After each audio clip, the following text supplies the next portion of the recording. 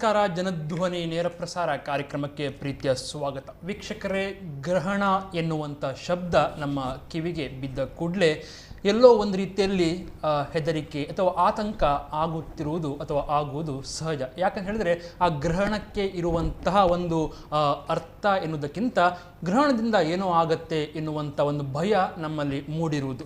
ಆದರೆ ಈ ಬಾರಿಯ ಅಂದರೆ ನಾಡಿದ್ದು ಭಾನುವಾರ ಜೂನ್ 21ಕ್ಕೆ ಬೆಳಿಗ್ಗೆ ಸಂಭವಿಸುವಂಥ ಸೂರ್ಯ ಗ್ರಹಣಕ್ಕೆ ಇರುವಂಥ ವಿಶೇಷತೆಗಳೇ ಬಹಳ ಅದ್ಭುತ. 18 ವರ್ಷಗಳ ಬಳಿಕ ಈ ರೀತಿಯ ಒಂದು ಸೂರ್ಯಗ್ರಹಣ ಆಗ್ತಾ ಇದೆ ಎನ್ನುವಂಥ ಒಂದು ವಿಚಾರ. ಎರಡನೇದು, 100 ವರ್ಷಗಳ ನಂತರ 30 ದಿನಗಳ ಅಂತರದಲ್ಲಿ 3 ಬಾರಿ ಗ್ರಹಣ ಸಂಭವಿಸ್ತಾ ಇರುವಂಥ ಒಂದು ಕಾಲಘಟ್ಟ.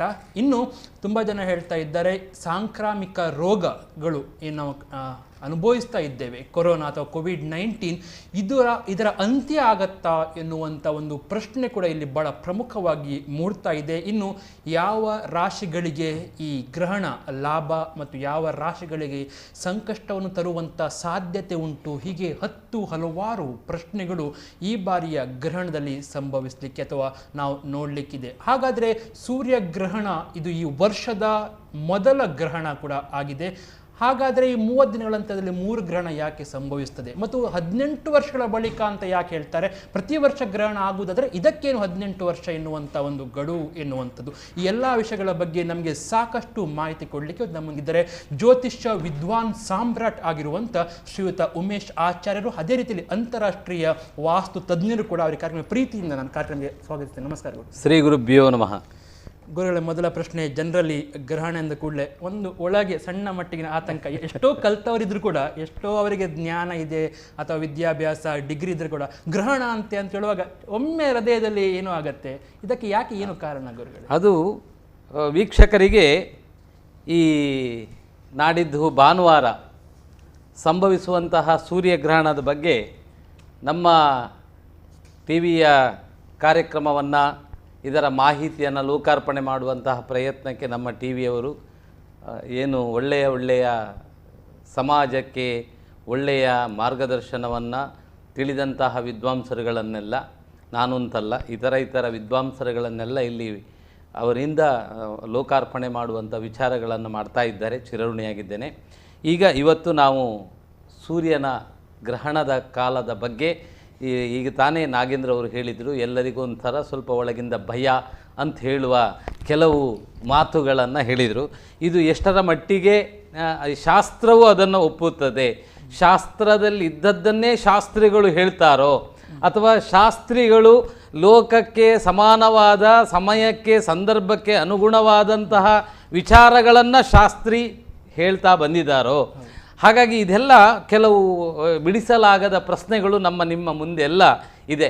ನಂಬಿಕೆ ಖಂಡಿತ ಬೇಕು, ಮೂಢನಂಬಿಕೆ ಇರಬಾರದು. ಶಾಸ್ತ್ರವನ್ನು ನಂಬಬೇಕು, ಆದರೆ ಭಯ ಆವರಿಸುವವರೆಗೆ ಶಾಸ್ತ್ರವನ್ನು ನಂಬಬಾರದು. ಹಾಗಂತಾಗ ನಾಸ್ತಿಕ ತತ್ವದ ಮಾರ್ಗದರ್ಶನ ನಾನು ನಿಮಗೆ ಕೊಡ್ತಾ ಇಲ್ಲ ವೀಕ್ಷಕರೇ. ಯಾಕೆ ಅಂತ ಹೇಳಿದರೆ, ಎಷ್ಟೋ ಯುಗಾಂತರಗಳಿಂದ ನಾನು ಈ ಹಿಂದೆ ಈ ಗ್ರಹಣದ ಬಗ್ಗೆ ಹೇಳಿದ್ದೇನೆ. ಎಷ್ಟೋ ಯುಗಾಂತರದಿಂದಲೂ ಪ್ರಕೃತಿಯಲ್ಲಿ ಆಗುವ ವಿಸ್ಮಯ ಕ್ರಿಯೆಯಲ್ಲಿ ಇದೊಂದು ವಿಶೇಷವಾದಂತಹ ಪ್ರಕೃತಿ ಸಹಜ ಕ್ರಿಯೆ. ನವಗ್ರಹಗಳು, ಈಗ ಸೂರ್ಯ ಚಂದ್ರರು ನಮಗೆ ಕಾಣಿಸ್ತಾರೆ, ನಾವು ಅದಕ್ಕೆ ಗ್ರಹಣ ಅಂತ ಹೇಳುವುದು ಸತ್ಯವೇ. ಆದರೆ ಹೀಗೆಯೇ ನವಗ್ರಹಗಳಲ್ಲಿ ಇನ್ನೂ ಬೇರೆ ಬೇರೆ ಗ್ರಹಗಳ ಗ್ರಹಣ ಕಾಲಗಳು ಸಂಭವಿಸುತ್ತೆ, ಅದು ಕಾಣುವುದಿಲ್ಲ ನಮಗೆ. ಅದರಿಂದ ನಾವು ಅದನ್ನು ಗಣನೆಗೆ ತಗೊಳ್ತಾ ಇಲ್ಲ. ಅದನ್ನು ಏನು ಸಾರ್ವತ್ರಿಕವಾಗಿ ಅದನ್ನು ನಾವು ವಾಡಿಕೆ ನಮಗೆ ತಿಳಿಯದೇ ಇದ್ದಂಥ ವಿಷಯಗಳಿದೆ. ನೀವು ಹೇಳಿದ ಹಾಗೆ ಈಗ ಈ ಗ್ರಹಣದ ಬಗ್ಗೆ ತಾವು ಒಂದು ಮಾತು ಕೇಳಿದ್ದೀರಿ, ಇದಕ್ಕೆ ಭಯ ಇದೆಯೋ ಅಂತ, ಅಥವಾ ದೋಷ ಅಥವಾ ಗ್ರಹಣದಿಂದ ಇಷ್ಟು ಯುಗಾಂತರಗಳಿಂದ ಪ್ರಾಪ್ತವಾಗುವ ಈ ಗ್ರಹಣದಲ್ಲಿ ಏನಾದರೂ ಲೋಕಕ್ಕೆ ಕಂಟಕ ಇದೆಯೋ ಅಂತ. ಕಂಟಕ ಖಂಡಿತ ಪ್ರಕೃತಿಯ ವ್ಯತಿರಿಕ್ತತೆಯ ದೋಷಗಳು ಮನುಷ್ಯನಿಗೆ ಕಡ್ಡಾಯವಾಗಿ ಬರುತ್ತೆ, ಅದು ಇಲ್ಲ ಅಂತ ಹೇಳುವಾಗೆ ಇಲ್ಲ. ಹಾಗಾಗಿ ಲೋಕದ ಪ್ರಕೃತಿಯಲ್ಲಿ ಬಂದ ವಿಕೃತವಾದ ಅತೃಪ್ತತೆಗಳು ಅದು ನನಗೆ ನಿಮಗೆ ಅಂತ ಹೇಳಲಿಕ್ಕಾಗೋದಿಲ್ಲ. ನಿಮ್ಮಲ್ಲಿ ಪೂರ್ಣಾಯುಷ್ಯ, ನನ್ನಲ್ಲಿಯೂ ಪೂರ್ಣಾಯುಷ್ಯ ಅಂತ ಇದ್ದರೂ ಸಹ ಪ್ರಕೃತಿಯ ವಿಕೋಪದಲ್ಲಿ ನಾವು ಅದಕ್ಕೆ ಭಾಗಿಯಾಗಲೇಬೇಕು, ಅದನ್ನು ನಾವು ಅನುಭವಿಸಲೇಬೇಕು. ಕಾರಣಾಂತರದಿಂದ ಮರಣವೂ ಸಂಭವಿಸಿದರೆ ತಪ್ಪು ಅಂತ ಹೇಳಲಿಕ್ಕೆ ಆಗುವುದಿಲ್ಲ. ಸುನಾಮಿಗಳು ಬರುತ್ತೆ ಅಥವಾ ಸಮುದ್ರದ ಅಲೆಗಳು ಮೇಲೆ ಕೆಳಗೆ ಹೋಗಿ ನಾವು ಎಷ್ಟೋ ಇಂಥದ್ದೆಲ್ಲ ಪ್ರಕೃತಿಯಲ್ಲಿ ಇದೆಲ್ಲ ವಿಕೃತವಾದಂತಹ ಈ ಜಡಿ ಮಳೆ ನಾವು ಇದೆಲ್ಲ ನೋಡಿದ್ದೇವೆ. ಅತಿವೃಷ್ಟಿ ಅನಾವೃಷ್ಟಿ ಇದೆಲ್ಲವೂ ವ್ಯತ್ಯಾಸವಾದಾಗ ಲೋಕದಲ್ಲಿ ಭಯ ಹುಟ್ಟುವ ಸಾಧ್ಯತೆ ಇದೆ. ಆದರೆ ಈ ಗ್ರಹಣ ಹೇಗಿದೆ ಅಂತ ನಾವು ನಿರ್ಣಯ ಮಾಡುವ. ಹೌದು, ಅದೇ ಕೂಡ ಭಾನುವಾರ ಬೆಳಿಗ್ಗೆ ಭಾನುವಾರ ಅಂತ ಕೊಳ್ಳಿ ಒಂದಿಷ್ಟು ಅಂತ ಹೇಳಿದ್ರೆ ತುಂಬ ಜನ ಹೇಳ್ತಾರೆ ಭಾನುವಾರ ಬಂದು ಕೂಡ ಒಂದು ಆಶ್ಚರ್ಯ ಅಂತ ಹೇಳ್ತಾರೆ. 18 ವರ್ಷಗಳ ಬಳಿಕ ಬಂದದ್ದು ಅದು ಕೂಡ ಭಾನುವಾರ ಎನ್ನುವುದು ಒಂದಿಷ್ಟು ವಿಶೇಷ. ನಿಜವಾಗಿ ಅದರಿಂದಲೇ ಈಗ ನಾವು ನವಗ್ರಹಗಳಲ್ಲಿ ಈ ಜ್ಯೋತಿಷ್ಯ ಶಾಸ್ತ್ರದಲ್ಲಿ ಗಣಿತ ವಿಭಾಗ ಫಲಕಥನ ಭಾಗಗಳು ಅಂಥೇಳಿ ಬೇರೆ ಬೇರೆ ರೀತಿಯಲ್ಲಿ ನಾವು ಅನಾದಿ ಕಾಲದ ಋಷಿಗಳು ಕೊಟ್ಟ ನಮಗಿದು ದತ್ತವಾಗಿ ಕೊಟ್ಟ ಅಂದರೆ ಅವರು ನಮಗೆ ಈ ಶಾಸ್ತ್ರವನ್ನು ನಮಗೆ ಅನುಗ್ರಹಿಸಿದ್ದಾರೆ. ಅದನ್ನು ನಾವು ತಿಳಿದು ಪ್ರತಿ ಒಂದು ಕ್ಷಣ ಒಂದು ಸೆಕೆಂಡು ವ್ಯತ್ಯಾಸ ಆಗದೆ ದೇಶದ ಪ್ರತಿ ಮೂಲೆಯ ಪ್ರಪಂಚದಲ್ಲಿ ನಡೆಯುವ ಸಂಭವಿಸುವ ಖಗೋಳದಲ್ಲಿ ಏನೆಲ್ಲ ಸಂಭವಿಸುತ್ತೆ ಅದನ್ನು ತಿಳಿದುಕೊಳ್ಳಲಿಕ್ಕೆ ಸಾಧ್ಯತೆ ಇದೆ. ಈಗ ಸೂರ್ಯನಿಂದ ನಮಗೇನು ಪ್ರಾಪ್ತಿಯಾಗುತ್ತೆ? ಸೂರ್ಯನಿಂದ ನಮಗೆ ಪ್ರಪಂಚಕ್ಕೆ ಬೆಳಕನ್ನು ಇಂತಹ ಎಷ್ಟೋ ಸೂರ್ಯರು ಇದ್ದರೂ ಸಹ ನಾವು ಕಾಣುವಂತಹ ಸೂರ್ಯನಿಂದ ನಾವು ಬೆಳಕನ್ನು ಕಾಣುವುದರಿಂದ ನಮ್ಮ ದೇಹದಲ್ಲಿ ಪ್ರಾಣಿ ಸಂಕುಲದಿಂದ ಹಿಡಿದು 84 ಲಕ್ಷ ಜೀವರಾಶಿಗಳ ಜೀವಧಾತುಗಳು ಜೀವದಲ್ಲಿದೆ ಅಂತ ಹೇಳಿದರೆ ಅದು ಸೂರ್ಯನ ಪ್ರಭೆಯಿಂದ ಬೆಳಕಿಂದ. ಇದನ್ನು ನಾವು ಒಪ್ಪಲೇಬೇಕು. ಅದರಿಂದಾಗಿ ಅವನ ಪ್ರಭೆಯು ಪ್ರಪಂಚದಲ್ಲಿ ಸ್ವಲ್ಪ ವ್ಯತಿರಿಕ್ತವಾದ ನಿಯಮದಲ್ಲಿ ನಮಗೆ ಪ್ರಾಪ್ತವಾದರೆ ಅಲ್ಲಿ ವಿಕೃತವಾದ ಫಲಗಳು ಸಹಜವಾಗಿ ನಾವು ಸಾಮಾನ್ಯರಿಗೂ ತಿಳಿದುಕೊಳ್ಳುವ ವಿಷಯ. ಇದರ ಬಗ್ಗೆ ನಾವು ವಿಶ್ಲೇಷಣೆಯನ್ನು ಹೇಳ್ತೇನೆ ನಾನು. ಹೌದು ಹೌದು ಗುರುಗಳೇ, ಹಾಗಿದ್ರೆ 18 ವರ್ಷಗಳ ಬಳಿಕ ಆಗುವುದಕ್ಕೇನಾದರೂ ವಿಶೇಷ ಅರ್ಥ? ಖಂಡಿತ. ನೋಡಿ, ಈ 18 ವರ್ಷದ ಬಳಿಕ ನಡೆಯುವಂತಹ ಈ ಸೂರ್ಯಗ್ರಹಣ ನಾಳೆಯ ಅಥವಾ ನಾಡಿದ್ದಿನ ಭಾನುವಾರದ ಸೂರ್ಯಗ್ರಹಣ ನಮಗೆ ಜ್ಯೇಷ್ಠ ಕೃಷ್ಣ ಪಕ್ಷದ ಅಮಾವಾಸ್ಯೆಯ ತಿಥಿ ರವಿವಾರ ಸೂರ್ಯಗ್ರಹಣ ಸಂಭವಿಸ್ತಾ ಇದೆ. ಹಾಗಾಗಿ ಇಲ್ಲಿ ರವಿವಾರದಲ್ಲಿ ಸೂರ್ಯಗ್ರಹಣ, ಆ ವಾರದ ಅಧಿದೇವತೆಯೂ ಅವನೇ. ಹಾಗೆ ವಾರವು ರವಿವಾರವಾಗಿ ಅದು ಪ್ರಾಂತಃಕಾಲ ಬೆಳಗ್ಗೆ 10 ಗಂಟೆ 5 ನಿಮಿಷಕ್ಕೆ ಪ್ರಾರಂಭಗೊಳ್ಳುವಂತಹ ಸ್ಪರ್ಶವಾಗುವಂತಹ ಕಾಲ. ಹಾಗಾಗಿ ಈ ಒಂದು ಸಮಯವನ್ನು ಆಧಾರವಾಗಿಟ್ಟುಕೊಂಡು ಇದಕ್ಕೆ ವಿಶೇಷ ಒಂದು ಯೋಗ ಫಲಗಳು ಆ ದಿನ ಉಂಟಾಗುತ್ತೆ. ನಮಗೆ ದುರಿತವೇ ಅಲ್ಲ, ಯೋಗ ಫಲವೂ ಇದೆ. ಈ ಗ್ರಹಣಕ್ಕೆ ಶಾಸ್ತ್ರಕಾರರು ಪ್ರಾಜ್ಞರು ಒಂದು ನಾಮಕರಣವನ್ನು ಮಾಡಿದ್ದಾರೆ. ಏನು ಅಂತೇಳಿದರೆ ಇದಕ್ಕೆ ಚೂಡಾಮಣಿ ಯೋಗ ಈ ಗ್ರಹಣಕ್ಕೆ ಉಂಟಾಗುತ್ತದೆ ಅಂತ ಹೇಳಿದ್ದಾರೆ. ಅದರಿಂದ 18 ವರ್ಷದ ಒಮ್ಮೆ ಈ ರೀತಿಯ ಭಾನುವಾರದ ದಿನ ಸಂಭವಿಸುವ ಸೂರ್ಯಗ್ರಹಣಕ್ಕೆ ಚೂಡಾಮಣಿ ಸೂರ್ಯಗ್ರಹಣ ಅಂತೇಳುವ ಶಬ್ದ ಉತ್ಪತ್ತಿಯಾಗಿದೆ. ಅದರಿಂದ ಇದು ಯೋಗ, ಇದು ಒಂದು ಒಳ್ಳೆಯ ಯೋಗ. ಹಾಗಾದರೆ ಯೋಗವೂ ಇದೆ ಇದರಲ್ಲಿ, ಅನಿಷ್ಟವೂ ಅಂತ ನಾವು ತೀರ್ಮಾನ ಮಾಡಲಿಕ್ಕೆ ಆಗೋದಿಲ್ಲ. ಅದರಿಂದ ಈ ಗ್ರಹಣ ಕಾಲದಲ್ಲಿ ಈ ಯೋಗ ಬಂದಾಗ ಅಥವಾ ಈ ಸಮಯದಲ್ಲಿ ನಾವು ಏನು ವಿಶೇಷವಾದಂಥ ಸಮುದ್ರ ಸ್ನಾನವೋ ಅಥವಾ ಅತಿ ಪವಿತ್ರವಾದಂತಹ ನದಿ ಸ್ನಾನವೋ ಅಥವಾ ಯಾಗಾದಿಗಳನ್ನು ಮಾಡುವುದೋ ಅಥವಾ ದಾನಾದಿಗಳನ್ನು ಮಾಡುವುದೋ ಅಥವಾ ನಮ್ಮ ಕುಲದೇವರ ಅಥವಾ ನಮ್ಮ ಉಪಾಸನ ಅಥವಾ ನಮಗೆ ನಮ್ಮ ಗುರುಗಳು ಉಪದೇಶಿಸಿದಂತಹ ಜಪವನ್ನು ಆಚರಣೆ ಸತ್ಕರ್ಮಗಳನ್ನು ಮಾಡಿದರೆ ಈ ಕಾಲದಲ್ಲಿ ಅನಂತ ಫಲ ಅಂತ ಹೇಳಲ್ಪಟ್ಟಿದೆ. ಅನಂತ ಹೇಳಿದರೆ ಅದಕ್ಕೆ ಲೆಕ್ಕ ಮಾಡುವ ಹಾಗೆ ಇಲ್ಲ. ಅಂದ್ರೆ ಗ್ರಹಣ ಆ ಸಮಯದಲ್ಲೇ ಸ್ನಾನ ಮಾಡಬೇಕು, ಅಂದ್ರೆ ಹೌದು ಸ್ನಾನ ಮಾಡಬೇಕು. ಹೌದು, ಗ್ರಹಣ ಕಾಲದಲ್ಲಿಯೇ ಜಪವೂ ಹಾಗೆ ಗ್ರಹಣ ಪ್ರಾರಂಭ ಆದ ಮೇಲೆಯೇ ಪ್ರಾರಂಭ ಮಾಡಬೇಕು ಅಂತ ಇರುವುದು. ಹಾಗಾಗಿ ಇಂತಹ ಸಮಯಗಳಲ್ಲಿ ನಾವು ಈ ಗ್ರಹಣ ಕಾಲದಲ್ಲಿ ನಾವು ಜಪಾದಿಗಳನ್ನು ಮಾಡುವುದು, ಅದಲ್ಲದೆ ವಿಶೇಷವಾದಂತಹ ಒಂದು ಯಾಗಗಳು ಅಂತ ಹೇಳಿದರೆ ಇದಕ್ಕೆ ಒಂದು ಯಾಗದ ಹೆಸರು ಸಹ ಇದೆ. ಈ ಸಮಯದಲ್ಲಿ ಇಂತಹ ದೋಷಗಳ ಪರಿಮಾರ್ಜನೆಯನ್ನು ಮಾಡಲಿಕ್ಕೆ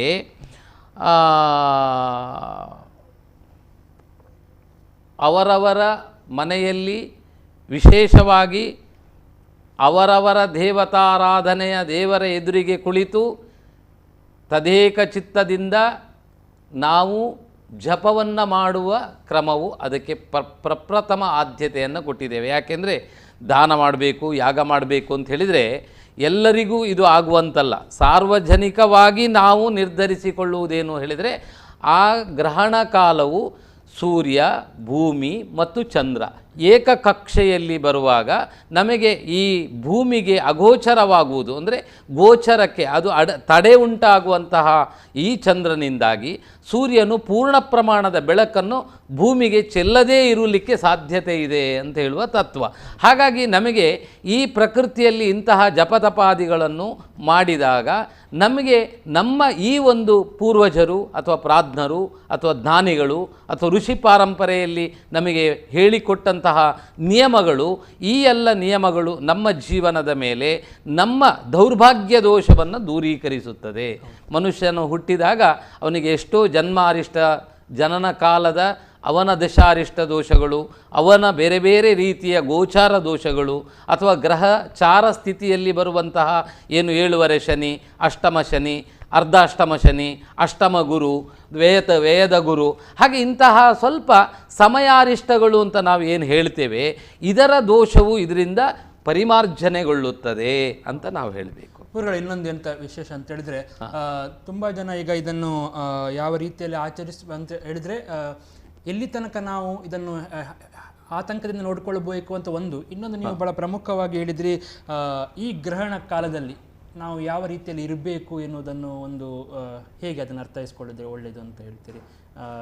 ಬೆಳಿಗ್ಗೆ ಬೇಗ ಎದ್ದು, ಅಂದ್ರೆ ಬೇಗ ಪ್ರಾರಂಭ ಆಗೋದ್ರಿಂದ ಆಚರಿಸುವ ಪದ್ಧತಿ. ಹೌದು, ಆಚರಿಸುವ ಪದ್ಧತಿಯನ್ನು ಹೇಳಬೇಕಾದ್ರೆ ಶನಿವಾರ ರಾತ್ರಿ 12 ಗಂಟೆ ಮುಂಚಿತವಾಗಿ, ಸೂರ್ಯಗ್ರಹಣದ 12 ಗಂಟೆಯ ಮುಂಚಿತವಾಗಿ, ರಾತ್ರಿ 10 ಗಂಟೆಯ ಮುಂಚಿತವಾಗಿ ಆಹಾರ ಪದ್ಧತಿ, ಊಟ ಉಪಚಾರಗಳು ಅದಕ್ಕಿಂತ ಮುಂಚಿತವಾಗಿ ನಡೆಯತಕ್ಕದ್ದು ಅಂತ. ಭಾನುವಾರ ಬೆಳಿಗ್ಗೆ ಸೇವಿಸಲಿಕ್ಕಿಲ್ಲ. ಹಾಗಂದಾಗ ಅನಿವಾರ್ಯದು ಏನು ಅಂತ ಹೇಳಿದರೆ, ಕೆಲವರಿಗೆ ಶುಗರ್ ಇದೆ, ಬಾಲ್ಯಾವಸ್ಥೆಯ ಮಕ್ಕಳು, ಆರೋಗ್ಯದ ವ್ಯತ್ಯಾಸ ಇರುವವರು, ವೃದ್ಧಾಪ್ಯದವರು, ಇಂತಹ ಕೆಲವು ಅನಿವಾರ್ಯ ಆಹಾರವೇ ಅವರಿಗೆ ಜೀವನಕ್ಕೆ ಅತಿ ಮೌಲ್ಯವಾದಂತಹ ಔಷಧ ಅಂತ ಹೇಳುವ ಥರ ಇದ್ದರೆ, ಅಂದರೆ ಅದು ಯಾರ್ಯಾರಿಗೆಲ್ಲ ಇರುತ್ತೆ, ಬಾಲ್ಯ ಪ್ರಾಯದ ಮಕ್ಕಳಿಗಿರುತ್ತೆ, ಅಥವಾ ಗರ್ಭಿಣಿ ಸ್ತ್ರೀಯರಿಗಿರುತ್ತೆ, ಹಾಗೆ ವೃದ್ಧಾಪ್ಯದವರಿಗಿರುತ್ತೆ, ರೋಗಿಷ್ಠರಾದವರಿಗಿರುತ್ತೆ, ತುಂಬ ಅಧಿಕ ಶುಗರ್ ಇರುವಂತಹ ಏನು ಡಯಾಬಿಟಿಸ್ ಅಂತ ಏನು ಹೇಳ್ತೇವೆ, ಇಂತಹ ವ್ಯಕ್ತಿಗಳಿಗೆ ಆಹಾರವನ್ನು ವ್ಯತ್ಯಾಸ ಮಾಡುವಂತಿಲ್ಲ. ಹಾಗಾಗಿ ಇಂತಹವರೆಲ್ಲ ಅದನ್ನು ನಿಯಮಬದ್ಧವಾಗಿ ಗ್ರಹಣದ ಪೂರ್ವಕಾಲದಲ್ಲಿ, ಅಂದರೆ ಸುಮಾರಾಗಿ ಬೆಳಗಿನ ಸೂರ್ಯೋದಯದ ಮುಂಚಿತವಾಗಿ ಅದನ್ನು ಸೇವಿಸಿಕೊಂಡರೆ ಅದು ಒಳ್ಳೆಯದು. ಒಂದು ಕರೆ ಕಾಯ್ತಾ ಉಂಟು ಗುರುಗಳೇ. ನಮಸ್ಕಾರ. ಹಲೋ, ನಮಸ್ತೆ. ಹೇಳಿ ಸ್ವಲ್ಪ ಗಟ್ಟಿ ಮಾತಾಡಿ. ಹಾಂ, ಕೇಳಿಸ್ತಾ ಉಂಟು, ಹೇಳಿ. ಹಲೋ, ಹೇಳಿ, ಕೇಳಿಸ್ತಾ ಇದೆ. ಎಲ್ಲಿಂದ? ಉಮೇಶ್ ಬಿಹಾರಿ. ಸರ್, ಅದು ಗ್ರಹಣದ ವಿಷಯ ಆದಿತ್ಯವಾರ ಅಂತ ಮಾತಾಡಿದ್ದೀರಿ ಸರ್. ಹಾಂ, ಹೇಳಿ. ಗ್ರಹಣ ವಿಷಯ ಹೇಳ್ತಿದ್ದಾರೆ ಅವರು. ಮಾತಾಡಿ ಹೇಳಿ, ನಿಮ್ಮ ಅಭಿಪ್ರಾಯ ಅಥವಾ ಏನಾದರೂ ನಿಮಗೆ ಕೇಳಲಿಕ್ಕುಂಟಾ?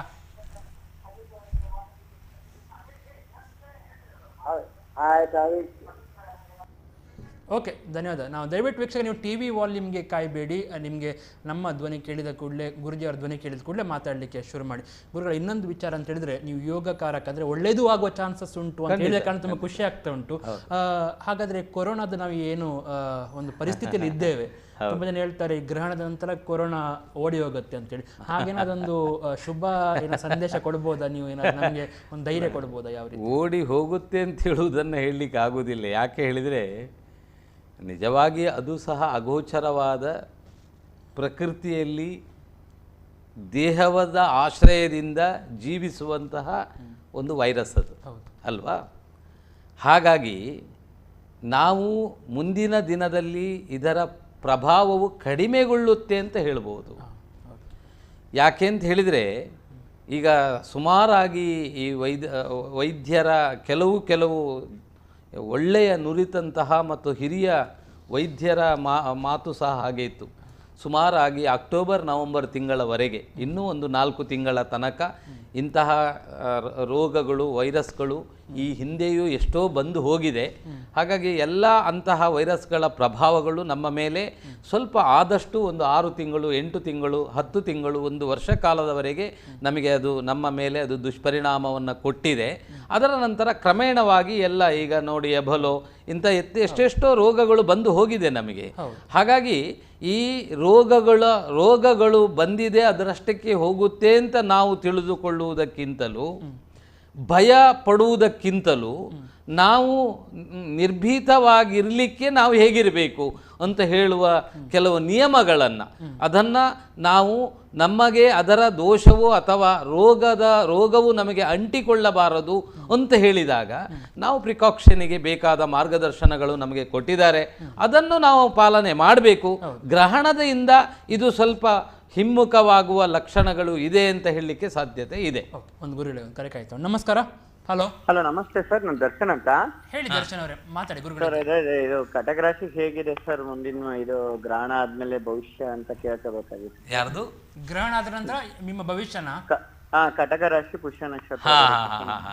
ಓಕೆ, ನೀವು ಈ ಕಾರ್ಯಕ್ರಮವನ್ನು ಪೂರ್ಣ ವೀಕ್ಷಣೆ ಮಾಡಿ. ಖಂಡಿತವಾಗಿಯೂ ಈ ಗ್ರಹಣಕ್ಕೆ ಕರ್ಕಾಟಕ ರಾಶಿಯಲ್ಲಿ ಜನನಾದವರಿಗೆ ಸ್ವಲ್ಪ ಅಸಮಾಧಾನದ ಫಲಗಳಿದೆ ಅಂತ ನಾನು ಈಗ ಇದರಲ್ಲಿ ಹೇಳಲಿಕ್ಕಿದೆ.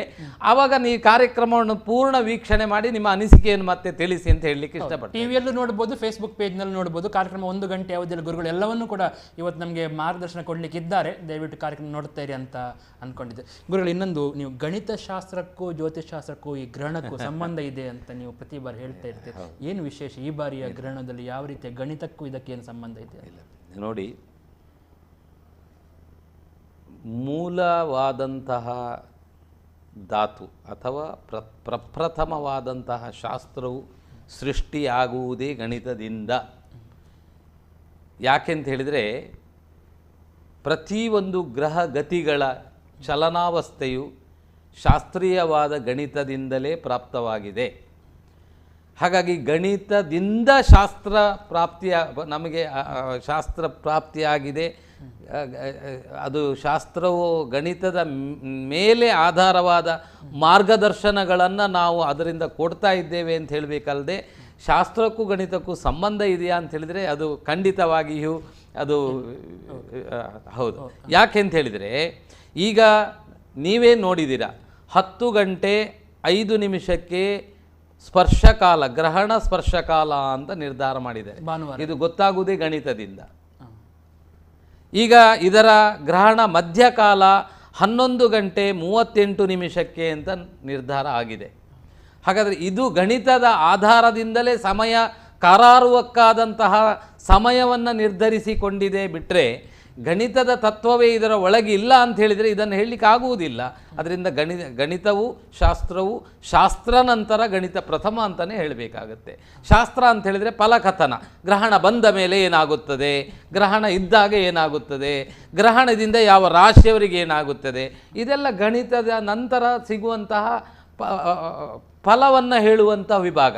ಹಾಗಾಗಿ ಈಗ ನಾವು ನಿರ್ಧಾರ ಮಾಡೋದು ಗಣಿತವೇ ಪ್ರಥಮವಾಗಿರುವಂಥದ್ದು ಅಂತ ಹೇಳಿ. ಒಂದು ಕರೆ ಕಾಯ್ತು ಗುರುಗಳೇ. ನಮಸ್ಕಾರ. ಹಲೋ. ನಮಸ್ಕಾರ, ಹೇಳಿ ತಮ್ಮ ಹೆಸರು ಮತ್ತೆ ಎಲ್ಲಿಂದ? ನಾನು ಗೋಪಾಲಕೃಷ್ಣ ಆಚಾರ್ಯ ಅಂತ ಬೆಂಗಳೂರಿಂದ ಮಾತಾಡ್ತಾ ಇದ್ದೇನೆ. ಓಕೆ, ಮಾತನಾಡಿ, ಗುರುಜಿ ಇದ್ದಾರೆ, ಮಾತನಾಡಿ. ನಮಸ್ಕಾರ ಗುರುಜಿ. ನಮಸ್ಕಾರ, ಹೇಳಿ. ಬೆಂಗಳೂರಿಂದ ಮಾತಾಡ್ತೇನೆ, ಗೋಪಾಲಕೃಷ್ಣ. ಸಂತೋಷ ಆಗಿದೆ. ನಿಮ್ಮ ಎಲ್ಲ ಆತ್ಮೀಯರಿಗೆ ಈಗ ನಮ್ಮ ಕಾರ್ಯಕ್ರಮಗಳನ್ನೆಲ್ಲ ವೀಕ್ಷಿಸಿದ್ದಕ್ಕೆ ನಮ್ಮ ಟಿವಿ ಮತ್ತು ನನ್ನ ವೈಯಕ್ತಿಕ ಪರವಾಗಿ ನಿಮಗೆ ಅಭಿನಂದನೆ, ಧನ್ಯವಾದ ಹೇಳ್ತಾ ಇದ್ದೇನೆ. ಹೇಳಿ. ನಮಸ್ಕಾರ ಗುರುಜಿ, ನಿಮ್ಮ ಆಶೀರ್ವಾದ ನಮಗೆ ಮೇಲೆ ಇರಬೇಕು ಸದಾ. ಖಂಡಿತ ಇರಲಿ, ದೇವರ ಅನುಗ್ರಹ, ಗುರುಗಳ ಆಶೀರ್ವಾದ. ಹೇಳಿ. ಅಮಾವಾಸ್ಯೆ, ಈಗ ಗ್ರಹಣದ ಅಮಾವಾಸ್ಯೆ ಇದೆಯಲ್ಲ, ಹೌದು, ಆವತ್ತು ನಾವು ಸತ್ತೋದ ಅಪ್ಪನವರಿಗೆ ಇದಕ್ಕೆ ಇಡ್ತೇವೆ. ಒಳ್ಳೆಯ ಪ್ರಶ್ನೆಯನ್ನೇ ಕೇಳಿದಿರಿ ನೀವು. ಅದು ಅಮಾವಾಸ್ಯೆ ಹೇಗೆ ಇಡೋದು ಅಂತ, ಈಗ ಅದು ಗ್ರಹಣ ಕಾಲದ ಮುಂಚೆಯ ಅದಾದ್ಮೇಲೆ ಇಡ್ಬೇಕಂತ ಗೊತ್ತಾಗ್ಲಿಲ್ಲ. ಖಂಡಿತವಾಗಿ ಒಳ್ಳೆಯ ಪ್ರಶ್ನೆ. ಇದನ್ನ ನಾವು ತುಂಬಾ ಈ ತಿಥಿ ನಿರ್ಣಯಗಳನ್ನ ಮಾಡುವ. ಧನ್ಯವಾದ ಕರೆ ಮಾಡಿದ್ದಕ್ಕೆ. ನಿಮಗೂ ಮತ್ತೆ ಎಲ್ಲರಿಗೂ ಈ ಕಾರ್ಯಕ್ರಮ ಮಾಡುತ್ತಿರುವ ಎಲ್ಲ ವೀಕ್ಷಕರಿಗೂ ಸೂಕ್ತವಾಗಿರುವಂತ ಒಂದು ಮಾರ್ಗದರ್ಶನ ಗುರುಗಳೀಗ ಆ ಪ್ರಶ್ನೆ ಕೊಡ್ಲಿಕ್ಕಿದ್ದಾರೆ. ಗ್ರಹಣ ಯಾವ ರಾಶಿಯಲ್ಲಿ ಆಗಿರಲಿ, ಯಾವ ನಕ್ಷತ್ರದಲ್ಲಿಯೇ ಗ್ರಹಣ ಸಂಭವಿಸಲಿ, ಯಾವ ನಕ್ಷತ್ರ ರಾಶಿಯವರಿಗೆ ಅನಿಷ್ಟತೆಯೇ ಬಂದಿರಲಿ, ಆದರೆ ತಾವು ಕೇಳುವಂತಹ ಒಳ್ಳೆಯ ಪ್ರಶ್ನೆ ಅಂತ ಹೇಳಿದರೆ ಸಂತೋಷ ಆಗಿದೆ. ಶ್ರಾದ್ದ ಕರ್ಮಾಂಗಗಳನ್ನು ಮಾಡುವ ಕ್ರಮ ಹೇಗೆ ಅಂತ ಕೇಳಿದ್ದಾರೆ ಅವರು. ಖಂಡಿತವಾಗಿಯೂ ಈ ಶ್ರಾದ್ದ ಕರ್ಮಾಂಗವನ್ನು ನಾಡಿದ್ದಿನ ಭಾನುವಾರದ ದಿನದ ಗ್ರಹಣ ಮೋಕ್ಷದ ನಂತರದಲ್ಲಿ ಮಾಡಬಹುದು ಅಂತ ಹೇಳಿಬಿಟ್ಟಿದ್ದಾರೆ. ಗ್ರಹಣದ ಆದಿಯಲ್ಲಿ ಅದು ನಿಷೇಧ ಅಂತ ಋಷಿ ಹೇಳಲ್ಪಟ್ಟಂತಹ ಈ ಪಂಚಾಂಗಗಳಲ್ಲಿ ಎಲ್ಲದರಲ್ಲಿಯೂ ಹೇಳಿದ್ದಾರೆ. ಹಾಗೆ ಗ್ರಹಣದ ಸಮಯ ಆಧಾರಿತವಾಗಿ ನೀವು ಹೇಳ್ಬೋದು ಅಲ್ಲಿ ಮಧ್ಯಾಹ್ನ 1:21 ಇದೆಯಲ್ಲ, ಮಧ್ಯಾಹ್ನ ದಾಟುತ್ತಲ್ಲ ಅಂತ. ಆದರೆ ತಿಥಿ ಇದೆ. ಯಾವಾಗಲೂ ಶ್ರಾದ್ದ ಕರ್ಮಾಂಗಗಳನ್ನು ತಿಥಿಗನುಗುಣವಾಗಿ ಮಾಡುವ ಕ್ರಮ. ಹಾಗಾಗಿ ಅಲ್ಲಿ ಅಮಾವಾಸ್ಯೆಯ ಅಂಶವು ಸಂಧ್ಯಾಕಾಲ ರಾತ್ರಿಯಲ್ಲಿ ಇರುವುದರಿಂದಾಗಿ ಆ ಒಂದು ಸಮಯದಲ್ಲಿ ಆ ತಿಥಿ ಶ್ರಾದ್ದ ಕರ್ಮಾಂಗಕ್ಕೆ ತಿಥಿ ಪ್ರಧಾನ ಆಗಿರುವುದರಿಂದ ಶ್ರಾದ್ದ ಕರ್ಮಾಂಗವನ್ನು ಗ್ರಹಣದ ಪೂರ್ವಕಾಲದಲ್ಲಿ ನಿಷೇಧ ಅಂತ ಹೇಳಿದ ನಿಯಮಗಳು ಕಾಣುವುದರಿಂದಾಗಿ ಅದರಿಂದ ಶ್ರಾದ್ದಾದಿಗಳನ್ನು ಗ್ರಹಣ ಮೋಕ್ಷದ ನಂತರ ಮಾಡುವುದು ಅತೀ ಶ್ರೇಷ್ಠ ಅಂತ ಹೇಳಲಿಕ್ಕೆ ನಿಮ್ಮ ಪ್ರಶ್ನೆಗೆ ಇದು ಕರೆಕ್ಟಾದ ಉತ್ತರ ಅಂತ ನಾವು ತಿಳ್ಕೊಂಡೇ ಬಂದಿದ್ದೆ. ಇದರಲ್ಲಿ ಅದನ್ನೇ ಕೇಳಿದ್ದೀರಿ, ಸಂತೋಷ, ಒಳ್ಳೆಯದಾಗಲಿ. ಎಸ್, ಮತ್ತು ತುಂಬ ಜನರಿಗೆ ಈ ಗೊಂದಲ ಉಂಟು ಅಂತಾದರೆ ಇದನ್ನು ಸೂಕ್ತವಾಗಿರೋ ಉತ್ತರವನ್ನು ಗುರುಗಳಿಗೆ ಕೊಟ್ಟಿದ್ದಾರೆ. ಯಾವುದೇ ಸಂಶಯ ಇರಲಿಕ್ಕೆ ಸಾಧ್ಯ ಇಲ್ಲ ಸಂಶಯ. ಒಂದು ವೇಳೆ ಅಂಥದ್ದು ನಿಮ್ಗೆ ಯಾರಾದರೂ ಸಂಶಯ ನಿಮ್ಮಲ್ಲಿ ತೋಡಿಕೊಂಡ್ರೆ ಈ ಕಾರ್ಯಕ್ರಮ ಫೇಸ್ಬುಕ್ ಪೇಜ್ನಲ್ಲಿ ಇರುತ್ತೆ. ನೀವು ಮತ್ತೆ ಅದನ್ನು ಬಂದು ಕೂಡ ಸೂಕ್ತವಾದ ಉತ್ತರವನ್ನು ಅರ್ಥವಾಗುವ ರೀತಿಯಲ್ಲಿ ಗುರುಗಳು ಅದನ್ನು ವಿವರಿಸಿದ್ದಾರೆ. ಗುರುಗಳು ಇನ್ನೊಂದು ರಾಹು ಗ್ರಹಣ ಅಂತ ಕೂಡ ಹೇಳ್ತಾರೆ ಅಂತ ಮಾಹಿತಿ ಇದೆ. ಏನು ರಾಹುವಿಂದ ಕೂಡಲೇ ಒಂದಿಷ್ಟು ಇನ್ನೂ ಹೆಚ್ಚಾಗಿರುವಂಥ ಒಂದು ಗ್ರಹ ಮಂಡಲದಲ್ಲಿ ಸಪ್ತಗ್ರಹಗಳು ಮತ್ತು 2 ಛಾಯಾಗ್ರಹಗಳು ಅಂತ ಹೇಳಿ ಇದೆ. ಈ ರಾಹು ಕೇತುಗಳು ಅಂತ ಹೇಳಿದರೆ ಛಾಯಾಗ್ರಹಗಳು ಅಂತ. ಒಂದು ಕರೆ ಸ್ವೀಕರಿಸಿ ಆ ಬಗ್ಗೆ ಗುರುಗಳೇ ಬರೋಣ. ನಮಸ್ಕಾರ. ಹಲೋ ಹಲೋ, ನಮಸ್ಕಾರ, ಹೇಳಿ, ಮಾತನಾಡಿ. ನಮಸ್ಕಾರ ವಾಟ ಸರ್. ನಮಸ್ಕಾರ. ನಮಸ್ಕಾರ, ಹೇಳಿ, ಗುರುಜಿ ಅವರಿದ್ದಾರೆ, ಮಾತಾಡಿ. ಸ್ವಾಮಿ ನಮಸ್ಕಾರ. ನಮಸ್ಕಾರ ಸ್ವಾಮಿ, ಹೇಳಿ. ಆಗ ಕರೆ ಮಾಡಿದ್ದು ನೀವೇನಾ ಅಂತ? ಹೌದು, ನಾವೇ ಮಾಡಿದ್ದು. ಹೇಳಿ. ಹೌದು, ಗ್ರಹಣ ಉಂಟು ಆದಿತ್ಯವಾರ ದಿವಸ. ಗ್ರಹಣದ ಬಗ್ಗೆ ಅಭಿಪ್ರಾಯ ಮಂಡಿಸ್ತೀರಾ? ಖಂಡಿತ, ನಿಮಗೆ ತಿಳಿದಿದ್ದ ವಿಷಯವನ್ನು ಹೇಳಿಬಹುದು, ಖಂಡಿತವಾಗಿ ಸ್ವೀಕರಿಸ್ತೇವೆ. Okay, thank you. ನಾವು ಕೆಲವೊಮ್ಮೆ ವೀಕ್ಷಕರು ದಯವಿಟ್ಟು ನೀವು ನೆಟ್ವರ್ಕಲ್ಲಿ ಇದ್ದ ಕಡೆಯಲ್ಲೇ ಬಂದು ಮಾತನಾಡಿ ಮತ್ತು ಸ್ಪಷ್ಟತೆ ನಿಖರತೆ ಕೂಡಲೇ ಬರಲಿ. ತುಂಬ ಟೈಮ್ ಗುರುಗಳು ಇನ್ನೂ ತುಂಬ ವಿಷಯ ಹೇಳಲಿಕ್ಕೆ ಉಂಟು. ನಾವು ಆದ್ದರಿಂದ ಈ ಕಾರ್ಯಕ್ರಮವನ್ನು ಸಾವಿರಾರು ಜನ ನೋಡ್ತಾ ಇದ್ದಾರೆ, ಸಮಯ ವ್ಯರ್ಥ ಮಾಡಲಿಕ್ಕೆ ಸಾಧ್ಯ ಇಲ್ಲ. ಅಪರೂಪವಾಗಿರುವಂಥ ಒಂದು ಸಂಚಿಕೆ ಅಂತ ನಾವೆಲ್ಲ ಅಂದುಕೊಂಡಿದ್ದೇವೆ. ತಾವು ಹೇಳ್ತೀವಿ ಗುರುಗಳೇ, ರಾಹುಕೇತುಗಳು ಅಂತ ನೋಡಿ. ಈ ಸೂರ್ಯನು ನಾಳೆ ಭಾನುವಾರ ಮಿಥುನ ರಾಶಿಯಲ್ಲಿ ಇದ್ದಾನೆ. ಮಿಥುನ ರಾಶಿಯಲ್ಲಿ ಇರುವುದರಿಂದಾಗಿ ಅದೇ ಮಿಥುನ ರಾಶಿಯಲ್ಲಿಯೇ ರಾಹು ಇದ್ದಾನೆ. ಹಾಗಾದರೆ ಸೂರ್ಯ ಮತ್ತು ರಾಹು ಒಂದೇ ರಾಶಿಯೊಳಗಿದ್ದಾರೆ, ಒಂದೇ ಕಕ್ಷೆಯಲ್ಲೂ ಬರ್ತಾರೆ. ಹಾಗಾದರೆ ಇಂತಹ ಏಕರಾಶಿಯಲ್ಲಿ ಈಗ ಧನುರಾಶಿಯಲ್ಲಿ ಕೇತು ಇದ್ದಾನೆ, ಮಿಥುನ ರಾಶಿಯಲ್ಲಿ ರಾಹು ಇದ್ದಾನೆ. ಹಾಗಾದರೆ ಈ ಮಿಥುನ ರಾಶಿಯಲ್ಲಿ ರಾಹು ಇರುವುದರಿಂದಾಗಿ ಆ ರಾಶಿಯಲ್ಲಿಯೇ ರವಿ ಬರುವುದರಿಂದ ಅದೇ ರಾಶಿಯಲ್ಲಿ ನಾಳೆ ಚಂದ್ರನೂ ಪ್ರವೇಶವಾಗಿ ತಿಥಿಯು 30ನೇ ತಿಥಿ ಅಮಾವಾಸ್ಯೆಯ ತಿಥಿ ಆಗಿರುವುದರಿಂದ ಹಾಗಾದರೆ ಇದು 3 ಏಕಕಾಲದಲ್ಲಿ ಸೇರಿದಂತಹ ಸಮಯ. ಆವಾಗ ಚಂದ್ರ, ಭೂಮಿ ಮತ್ತು ಸೂರ್ಯ ಇವರು 3 ಗ್ರಹಗಳು ಏಕಕಕ್ಷೆಯಲ್ಲಿ ಬರುವ ಸಮಯ ಅದು. ಹಾಗಾಗಿ ಈ ಒಂದೇ ಕಕ್ಷೆಯಲ್ಲಿ 180 ಡಿಗ್ರಿಯಲ್ಲಿ ಬರ್ತಾರೆ. 180 ಡಿಗ್ರಿ ಅಂದರೆ ನಾವು ತೋರಿಸಿದ್ದೇವೆ. ಹಾಗಾಗಿ ಈ ರೀತಿ ಬರುವಾಗ ರಾಹುವಿನ ಒಂದಿಗೆ ರವಿ ಇರುವುದರಿಂದ ಈ ನಾಡಿದ್ದಿನ ಗ್ರಹಣಕ್ಕೆ ಏನು ಹೇಳಿದ್ದಾರೆ ಅಂತ ಹೇಳಿದರೆ ಅದಕ್ಕೆ ರಾಹು ಗ್ರಹಣ, ರವಿಯುಕ್ತ ರಾಹು ಸೂರ್ಯಗ್ರಹಣ. ರಾಹುವನ್ನು ಸ್ಪರ್ಶ ಮಾಡುವುದರಿಂದಾಗಿ ರಾಹು ಇದ್ದ ರಾಶಿಯಲ್ಲಿ ರವಿ ಇರುವುದರಿಂದಾಗಿ ಇದಕ್ಕೆ ಸೂರ್ಯನಿಗೆ ಮಿಥುನ ರಾಶಿಯಲ್ಲಿ ಸೂರ್ಯನಿಗೆ ರಾಹು ಗ್ರಹಣ ಸಂಭವಿಸುತ್ತದೆ ಅಂತ ಹೇಳುವ ಮಾತು.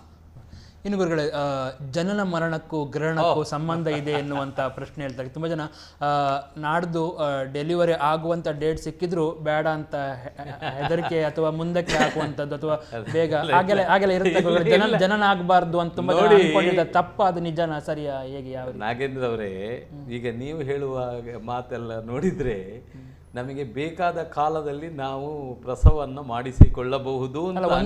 ಒಂದೆರಡು ದಿನ ಆಚೆ ಈಚೆ ಏನಾದ್ರು ಅಂದ್ರೆ ಗ್ರಹಣ ಕಾಲದಲ್ಲಿ ಆಗತ್ತೆ ಅಂತೇಳಿ ಆ ಒಂದು ನೋಡಿ, ಸಿಸೇರಿಯನ್ ಅಂತ ಹೇಳುವುದು ಒಂದು ಈಗಿನ ಪ್ರಚಲಿತವಾದಂತಹ ದೊಡ್ಡ ಟ್ರೆಂಡ್. ಹೌದು, ವೈದ್ಯರಿಗೆ ತುಂಬಾ ದುರುಪಯೋಗ ಕೂಡ ಅದಕ್ಕೆ ನಾನು ಹೇಳಿದ್ದು ಅದು ಟ್ರೆಂಡ್. ಏನೇ ಇರಲಿ, ನಾವು ಏನು ಹೇಳಲಿಕ್ಕೆ ಆಗುದಿಲ್ಲ. ಲೋಕದಲ್ಲಿರುವುದೆಲ್ಲ ನಾವು ಕೆಲವೊಮ್ಮೆ ಅನಿವಾರ್ಯವಾಗಿ ಸ್ವೀಕರಿಸಬೇಕಾಗುತ್ತೆ. ಉದ್ದೇಶವಾಗಿ ಅಲ್ಲದಿದ್ದರೂ ಅನಿವಾರ್ಯವಾದ ಪ್ರಸಂಗಗಳು ನಮ್ಮನ್ನು ಅದು ಸ್ವೀಕರಿಸುವಂತೆ ಮಾಡುತ್ತೆ. ಯಾಕೆಂತ ಹೇಳಿದ್ರೆ ನಾವು ಇನ್ನೊಬ್ಬರಿಗೆ ಹೇಳಬಹುದು, ಆದರೆ ಯಾವುದೇ ವಿಷಯಗಳು ನಾವು ಸ್ವಯಂಕೃತವಾಗಿ ಅನುಭವಿಸುವಾಗ ಮಾತ್ರ ನಾವು ಹಾಗೆ ಬೇಡ ಅಂತ ಹೇಳ್ಬೋದಿತ್ತು. ನಾಳೆಯೇ ನಾರ್ಮಲ್, ನಾಡಿದ್ದು ಡಿಲಿವರಿ ಆಗ್ತಾ ಇತ್ತು, ಸಿಸೇರಿಯನ್ ನಾಡಿದ್ದು ಮಾಡ್ಬೋದು. ಇಲ್ಲ, ಸಿಸೇರಿಯನ್ ಅಂತ ನನಗೆ ಅನುಭವದಲ್ಲಿ ನಾನು ಕೆಲವರಿಗೆ ಕೊಟ್ಟಂತಹ ಸಿಸೇರಿಯನ್ ಟೈಮ್ ಒಂದೇ ಮುಂಚೆ 2 ದಿನ ಮುಂಚೆ ನಾರ್ಮಲ್ ಆದವರು ಇದ್ದಾರೆ. ಅಕಸ್ಮಾತ್ ಆಗಿ ನಾವು ಕೊಟ್ಟಂತಹ ವೈದ್ಯರು ಹೇಳಿದಂತಹ ಡೇಟ್ಗಳು ಅನಿರೀಕ್ಷಿತವಾಗಿ 2 ದಿನ ಮುಂಚೆಯೇ ಆಗತಕ್ಕದ್ದು, ಈಗ ನೀವು ಸಮಯ ಕೇಳುವ ಅವಕಾಶ ನಿಮಗಿಲ್ಲ ಅಂತ ವೈದ್ಯರು ಹೇಳಿ ಸಿಸೇರಿಯನ್ ಮಾಡಿದ್ದು ಇದೆ. ಅದರಿಂದಾಗಿ ಈ ಒಂದು ನಿರ್ಧಾರಗಳು ಏನೋ ಒಂದು ಅದೃಷ್ಟದ ಮೇಲೆಯೋ ಅಥವಾ ಅವರವರು ಮಾಡಿದಂತಹ ಏನು ಧರ್ಮ ಕರ್ಮಗಳಿಗೆ ಅನುಸಾರವಾಗಿಯೋ ಪೂರ್ವಾರ್ಜಿತ ಪಿತ್ರಾರ್ಜಿತವಾದಂತಹ ಯೋಗಬದ್ಧವಾಗಿಯೋ ಅಲ್ಲಿ ಅಂತಹ ಸ್ವಲ್ಪ ವ್ಯತ್ಯಾಸಗಳು ನಡಿಬೋದು. ಬಿಟ್ಟರೆ ಜನನವು ಕಡ್ಡಾಯವಾಗಿ ನಿರೀಕ್ಷಿತ. ಅಂದರೆ ಒಂದು ನಾವು ಇಂಥ ದಿನದಲ್ಲಿ ಆಗಬೇಕು ಅಂತ ಹೇಳಿದ್ರೆ ಅದು ಆಗಲೇಬೇಕು. ನೀವು ಕೇಳಿದ ಪ್ರಶ್ನೆ, ಅದಕ್ಕೆ ಸಂಬಂಧಪಟ್ಟ ಪ್ರಶ್ನೆ ಉಂಟು ಗುರುಗಳೇ. ಒಂದು ಕರೆ ಸ್ವೀಕರಿಸಿ, ತುಂಬ ಜನ ಕಾಯ್ತಾ ಇದ್ದಾರೆ. ನಮಸ್ಕಾರ. ಹಲೋ, ನಮಸ್ತೆ. ಹಲೋ ಹಲೋ, ನಮಸ್ಕಾರ. ಹೇಳಿ, ಮಾತನಾಡಿ, ಧ್ವನಿ ಕೇಳಿಸ್ತಾ ಉಂಟು, ಹೇಳಿ. ಹಲೋ ಸರ್, ನಮಸ್ತೆ. ನಮಸ್ಕಾರ, ಗುರುಗಳಿದ್ದಾರೆ, ಮಾತನಾಡಿ. ನಿಮ್ಮ ಪ್ರಶ್ನೆ, ಹೆಸರು ಮತ್ತೆ ಎಲ್ಲಿಂದ? ನಮಸ್ತೆ, ಇದು ವಿಟ್ಲ ಅಳಿಕೆಯಿಂದ ಮಹಾಲಿಂಗ ನಾಯ್ಕ ಮಾತಾಡೋದು. ಹೇಳಿ ಮಹಾಲಿಂಗ ನಾಯ್ಕ ಅವರೇ, ಮಾತನಾಡಿ, ಗುರುಜಿ ಇದ್ದಾರೆ. ಹೇಳಿ. ವಿಷಯ ಅಂತ ಗೊತ್ತುಂಟ, ನಾವೊಂದು 1972-73 ಗ್ರಹಣ ಹಿಡಿದಾಗ ಈ ಫಲ ಬರದಂತ ಮರಗಳಿರ್ತವೆ. ಅದಕ್ಕೆ ಈ ಸಣ್ಣ ಮಕ್ಕಳಲ್ಲಿ ಬತ್ತಲ ನಿಂತು ಇದು ಪೊರಕೆಯಿಂದ ಬರೀತಾ ಇದ್ರು. ಆಗ ಅದರಲ್ಲಿ ಫಲ ಬರ್ತದೆ ಮತ್ತೆ ಅಂತ. ಇನ್ನೊಮ್ಮೆ ಹೇಳಿ. ಈಗ ನಮಗೆ ಏಜ್ ಒಂದು 57 ಆಯ್ತು. ಆಯ್ತಪ್ಪ. 1975 ಅಲ್ಲೆಲ್ಲ ಹಿರಿಯರೆಲ್ಲ ಹೇಳ್ತಾ ಇದ್ರು, ಇದು ಬತ್ತಲ ನಿಂತು ಗ್ರಹಣ ಹಿಡಿದಾಗ ಮರಕ್ಕೆಲ್ಲ ಬಡಿದಾಗ ಅದರಲ್ಲಿ ಮುಂದೆ ಫಲ ಬರ್ತದೆ ಅಂತ. ಫಲ ಬಿಡದ ಮರಗಳಿಗೆ ಫಲ ಬಿಡುತ್ತೆ ಅಂತ ಹೇಳುತ್ತ. ಫಲ ಬಿಡುತ್ತೆ ಅಂತ, ಇದು ಸರಿನಾ? ಸರಿ. ನೋಡಿ, ನೀವು ಹೇಳುವುದರಲ್ಲಿ ನಿಜವಾದ ಅರ್ಥ ಇದೆ, ಇಲ್ಲ ಅಂತ ನಾವು ಹೇಳುವುದೇ ಇಲ್ಲ. ಯಾಕೆಂತ ಹೇಳಿದರೆ, ಈ ಗ್ರಹಣ ಕಾಲದಲ್ಲಿ ಆಚರಿಸಬೇಕಾದ ಮತ್ತು ನಮಗೆ ಪ್ರಾಪ್ತವಾಗಬೇಕಾದ ಮತ್ತು ನಮಗೆ ನಿರಸನ ಅಂದರೆ ನಮ್ಮಿಂದ ದೂರವಾಗಬೇಕಾದ ಅಥವಾ ಕಾಮ್ಯ ಅಪೇಕ್ಷೆ ಇದ್ದಂತಹ ವಿಚಾರಗಳಿಗೆ ಫಲವನ್ನು ನಮಗೆ ಪಡೆದುಕೊಳ್ಳುವ ಶಕ್ತಿ ಈ ನಿರದಲ್ಲಿ ಪರಿಹಾರಗಳು ಇದೆಯಾ ಅಂತ ಹೇಳುವ ಇದರದ್ದು ನೇರವಾದ ನಿಮ್ಮದೊಂದು ಪ್ರಶ್ನೆ. ಅದು ಖಂಡಿತವಾಗಿಯೂ ನಾನು 72ನೇ ಇಸ್ವಿ 73ರ ಬಗ್ಗೆ ನಾನು ಹೇಳುವುದಿಲ್ಲ. ಅಂತೂ ಗ್ರಹಣ ಕಾಲದಲ್ಲಿ ಅಂತ ಹೇಳುವ ಒಂದು ಉದ್ದೇಶದಲ್ಲಿ ನಾವು ಹೇಳುವುದಾದರೆ, ರೋಗ ಭಯ ಇದ್ದಂಥವರು ಈ ರೋಗ ನಿವಾರಣೆಗಾಗಿ ಗ್ರಹಣ ಕಾಲದಲ್ಲಿ ರೋಗ ಉಪಶಮನ ಮಂತ್ರಗಳು ಅಂತ ಇದೆ. ಆ ರೋಗೋಪಶಮನ ಮಂತ್ರಗಳನ್ನು ಆ ಸಮಯದಲ್ಲಿ ಕುಳಿತುಕೊಂಡು ಜಪ ಮಾಡಿಸಿದರೆ ಕಡ್ಡಾಯವಾಗಿ ಅವರಿಗೆ ನಾವು ಈಗ ಅನಂತ ಅಂತ ಏನು ಹೇಳಿದ್ದೇವೆ, ಹಾಗೆ ಕೆಲವೊಮ್ಮೆ ನಮಗೆ ಅನಿರೀಕ್ಷಿತವಾದಂತಹ ಗ್ರಹ ಪೀಡನೆಯಿಂದ ನಾವು ವಿಮುಕ್ತಿಯನ್ನು ಅಥವಾ ಮುಕ್ತಿಯನ್ನು ಪಡೆದುಕೊಳ್ಳುವ ಸಾಧ್ಯತೆಗಳು ಉಂಟಾಗುತ್ತೆ ಅಂತ ಹೇಳಿದ್ದಾನೆ. ದರಿದ್ರ ಅಂತ ಹೇಳಿದರೆ ಸಂಪತ್ತಿ ಇಲ್ಲದೆ ಇರುವುದು, ಸಾಲದಲ್ಲಿ ನಿಂತುಕೊಂಡಿರುವಂಥವರು ಅಥವಾ ಯಾವುದೋ ಒಂದು ಮಾನಸಿಕವಾದ ಒತ್ತಡಗಳಿರುವವರು, ಇಂತಹ ವ್ಯಕ್ತಿಗಳನ್ನು ಸಹ ಈ ಗ್ರಹಣ ಕಾಲದಲ್ಲಿ ನಾವು ಅಂತಹ ಅದಕ್ಕೆ ಅನುಗುಣವಾದ ಜಪವನ್ನು ಅವರು ನಿರಂತರವಾಗಿ ಗ್ರಹಣ ಕಾಲದಲ್ಲಿ ಮಾಡಿದರೆ ಅದರಿಂದಲೂ ದೈಹಿಕವಾದ ದುಸ್ಥಿತಿಗಳಿಂದ ನಾವು ದೂರವಾಗಬಹುದು ಅಂತೇಳುವ ತತ್ವ ಕಡ್ಡಾಯವಾಗಿ ಇದೆ. ಇನ್ನು ನಾವು ಈ ಒಂದು ಈಗ ತಾನೇ ತಾವು ಕೇಳಿದ್ರಿ ಗ್ರಹಣ ಕಾಲದಲ್ಲಿಯೇ ಹುಟ್ಟಿದರೆ ಏನು ಮಾಡಬೇಕು ಅಂತ. ಹಾಗೆ ಅದಕ್ಕೂ ಪರಿಮಾರ್ಜನೆ ಇದೆ. ಹಾಗಾಗಿ ತಾವು ಹೇಳಿದ್ದನ್ನು ಈ ವಾಡಿಕೆ ಅಂತ ನಾನು ಹೇಳುವುದಿಲ್ಲ. ಅದಕ್ಕೆ ಶಾಸ್ತ್ರೀಯವಾಗಿ ಕೆಲವು ಪ್ರಕೃತಿಯ ಒಂದು ಪ್ರಕೃತಿಯಲ್ಲಿ ನಡೆಯುವಂತಹ ಇದೊಂದು ಪ್ರಕ್ರಿಯೆ ಆಗಿರುವುದರಿಂದ ಈ ಪ್ರಕ್ರಿಯೆಯು ಪ್ರಕೃತಿಯಲ್ಲಿರುವಂತಹ ಭೂತಾತ್ಮಕದ ಒಳಗೆ ನಡೆಯುವಂತಹ ಈ ಕ್ರಿಯೆಯು ನೀವು ಹೇಳಿದ ಹಾಗೆ ಸಸ್ಯ ಸಂಕುಲದ ಮೇಲೆಯೂ ಇದರ ಫಲಗಳು ನೇರವಾಗಿ ಲಭಿಸುವ ಸಾಧ್ಯತೆ ಇದೆ ಅಂತ ನಾನು ಹೇಳ್ತೇನೆ. ಬಹುಶಃ ಅವರಿಗೆ ಸೂಕ್ತ ಉತ್ತರ ಸಿಕ್ಕಿದೆ ಅಂತ ಅಂದ್ಕೊಂಡಿದ್ದೇವೆ. ಗುರುಗಳಾದರೆ ಒಂದು ವೇಳೆ ಈಗ ಸಾವಿರಾರು ಜನ ನಾಡ್ದು ಭಾನುವಾರ ಹುಟ್ಟುತ್ತಾರೆ, ಮಕ್ಕಳು ಹುಟ್ಟಲಿಕ್ಕಿದ್ದಾರೆ, ಅದೆಲ್ಲ ಆಗಿದ್ರೆ ಗ್ರಹಣ ಕಾಲದಲ್ಲಿ ಹುಟ್ಟಿದ್ರೆ ಅದು ಸರಿಯಲ್ಲ, ಅಂದರೆ ಒಳ್ಳೆಯದಲ್ಲ. ಖಂಡಿತ. ನೋಡಿ, ಬೃಹಶ್ಚಾತಕದಲ್ಲಿ ಗ್ರಹಣ ಕಾಲದಲ್ಲಿ ಜನ್ಮ ಎತ್ತಿದರೆ ಒಂದು ಪ್ರಮಾಣವನ್ನು ಕೊಟ್ಟಿದ್ದಾರೆ. ಯಾವಾಗಲೂ ಈಗ ನಾವು ಸರ್ವೇ ಸಾಮಾನ್ಯವಾಗಿ ಬೃಹಶ್ಚಾತಕದ ನಿಯಮಗಳನ್ನು ಜಾಸ್ತಿಯಾಗಿ ಜ್ಯೋತಿಷ್ಯದಲ್ಲಿ ಅಳವಡಿಸಿಕೊಂಡು ಹೇಳುವಂಥ ಕ್ರಮ ಇದೆ. ಹಾಗಾದರೆ ಇದರಲ್ಲಿ ಏನು ಹೇಳಿದ್ದಾರೆ ಬೃಹಶ್ಚಾತಕದಲ್ಲಿ? ಸೂರ್ಯೇಂದು ಗ್ರಹಣೇ ಕಾಲೇ ಏಷಂ ಜನ್ಮ ಭವೇತ್ ತದಾ ವ್ಯಾಧಿ ಕಷ್ಟಂಚ ದಾರಿದ್ರ್ಯಾಂ ತೇವಂ ಮೃತ್ಯುಭಯಂ ಭವೇತ್ ಅಂತ ಹೇಳಿದ್ದಾರೆ. ಅದಕ್ಕೆ ಅರ್ಥವನ್ನು ಸ್ವೀಕರಿಸಿದ ಬಳಿಕ ನಮಸ್ಕಾರ. ಹಲೋ, ನಮಸ್ತೆ. ಹಲೋ ಹಲೋ ನಮಸ್ಕಾರ. ಹೇಳಿ, ತಮ್ಮ ಧ್ವನಿ ಕೇಳಿಸ್ತಾ ಉಂಟು, ಮಾತನಾಡಿ. ಹಲೋ ಹೇಳಿ ಹೇಳಿ ಹೇಳಿ. ನಾನು ಇಲ್ಲಿಂದ ತಲಪಾಡಿಯಿಂದ ಕೋಟೆಕಾರಿಯಿಂದ ಯಶವಂತ್ ಅಂತ. ಹೇಳಿ ಯಶವಂತ್ ಅವರೇ, ಮಾತನಾಡಿ, ಗುರುಗಳಿದ್ದಾರೆ, ಮಾತಾಡಿ. ಹೇಳಿ. ನಾನು ಗುರೂಜಿ ಅವರೇ ನಮಸ್ತೆ. ನಮಸ್ಕಾರ. ನಮಸ್ಕಾರ. ನಾಡ್ದು ಆದಿತ್ಯವಾರ ಈ ಗ್ರಹಣ ಬರುವಂತದ್ದು ಕರೆಕ್ಟ್. ಈ ಮಿಥುನ ರಾಶಿ ಅಂತ ಹೇಳ್ತಾ ಇದ್ದೀರಿ. ಹೌದು. ಅದರಿಂದ ಮಿಥುನ ರಾಶಿಯವರು ಬೆಳಗ್ಗೆ ಯಾವ ರೀತಿಯಲ್ಲಿ ಅದಕ್ಕೆ ವ್ರತಾಚರಣೆ ಮಾಡಬೇಕು, ಮತ್ತೆ ಅದಕ್ಕೆ ಯಾವ ರೀತಿಯಲ್ಲಿ ಅಂದ್ರೆ ಗ್ರಹಣ ಮುಗಿಯುವವರೆಗೆ ಹೌದು ಯಾವ ರೀತಿಯಲ್ಲಿ ಅದಕ್ಕೆಲ್ಲ ಇರಬೇಕು. ಮತ್ತೆ ಗೊತ್ತಾಯ್ತು, ನಿಮ್ಮ ಪ್ರಶ್ನೆ ನಮಗೆ ಅರ್ಥ ಆಯ್ತು. ಯಶವಂತ್ ಅವರಿಗೆ ಒಂದು ಮಾತು ಹೇಳಿಬಿಡ್ತೇನೆ. ಇಲ್ಲಿ ಅತಿ ವೃದ್ಧಾಪ್ಯದವರು, ಅತಿ ಬಾಲ್ಯಾವಸ್ಥೆಯವರು, ಇಂತಹ ಆರೋಗ್ಯದ ವ್ಯತ್ಯಾಸಗಳಿದ್ದವರು, ಇವರಿಗೆಲ್ಲ ಕಟ್ಟುನಿಟ್ಟಿನ ವ್ರತಾಚರಣೆಯನ್ನು ಅಪ್ಲೈ ಮಾಡುವುದು ತಪ್ಪು.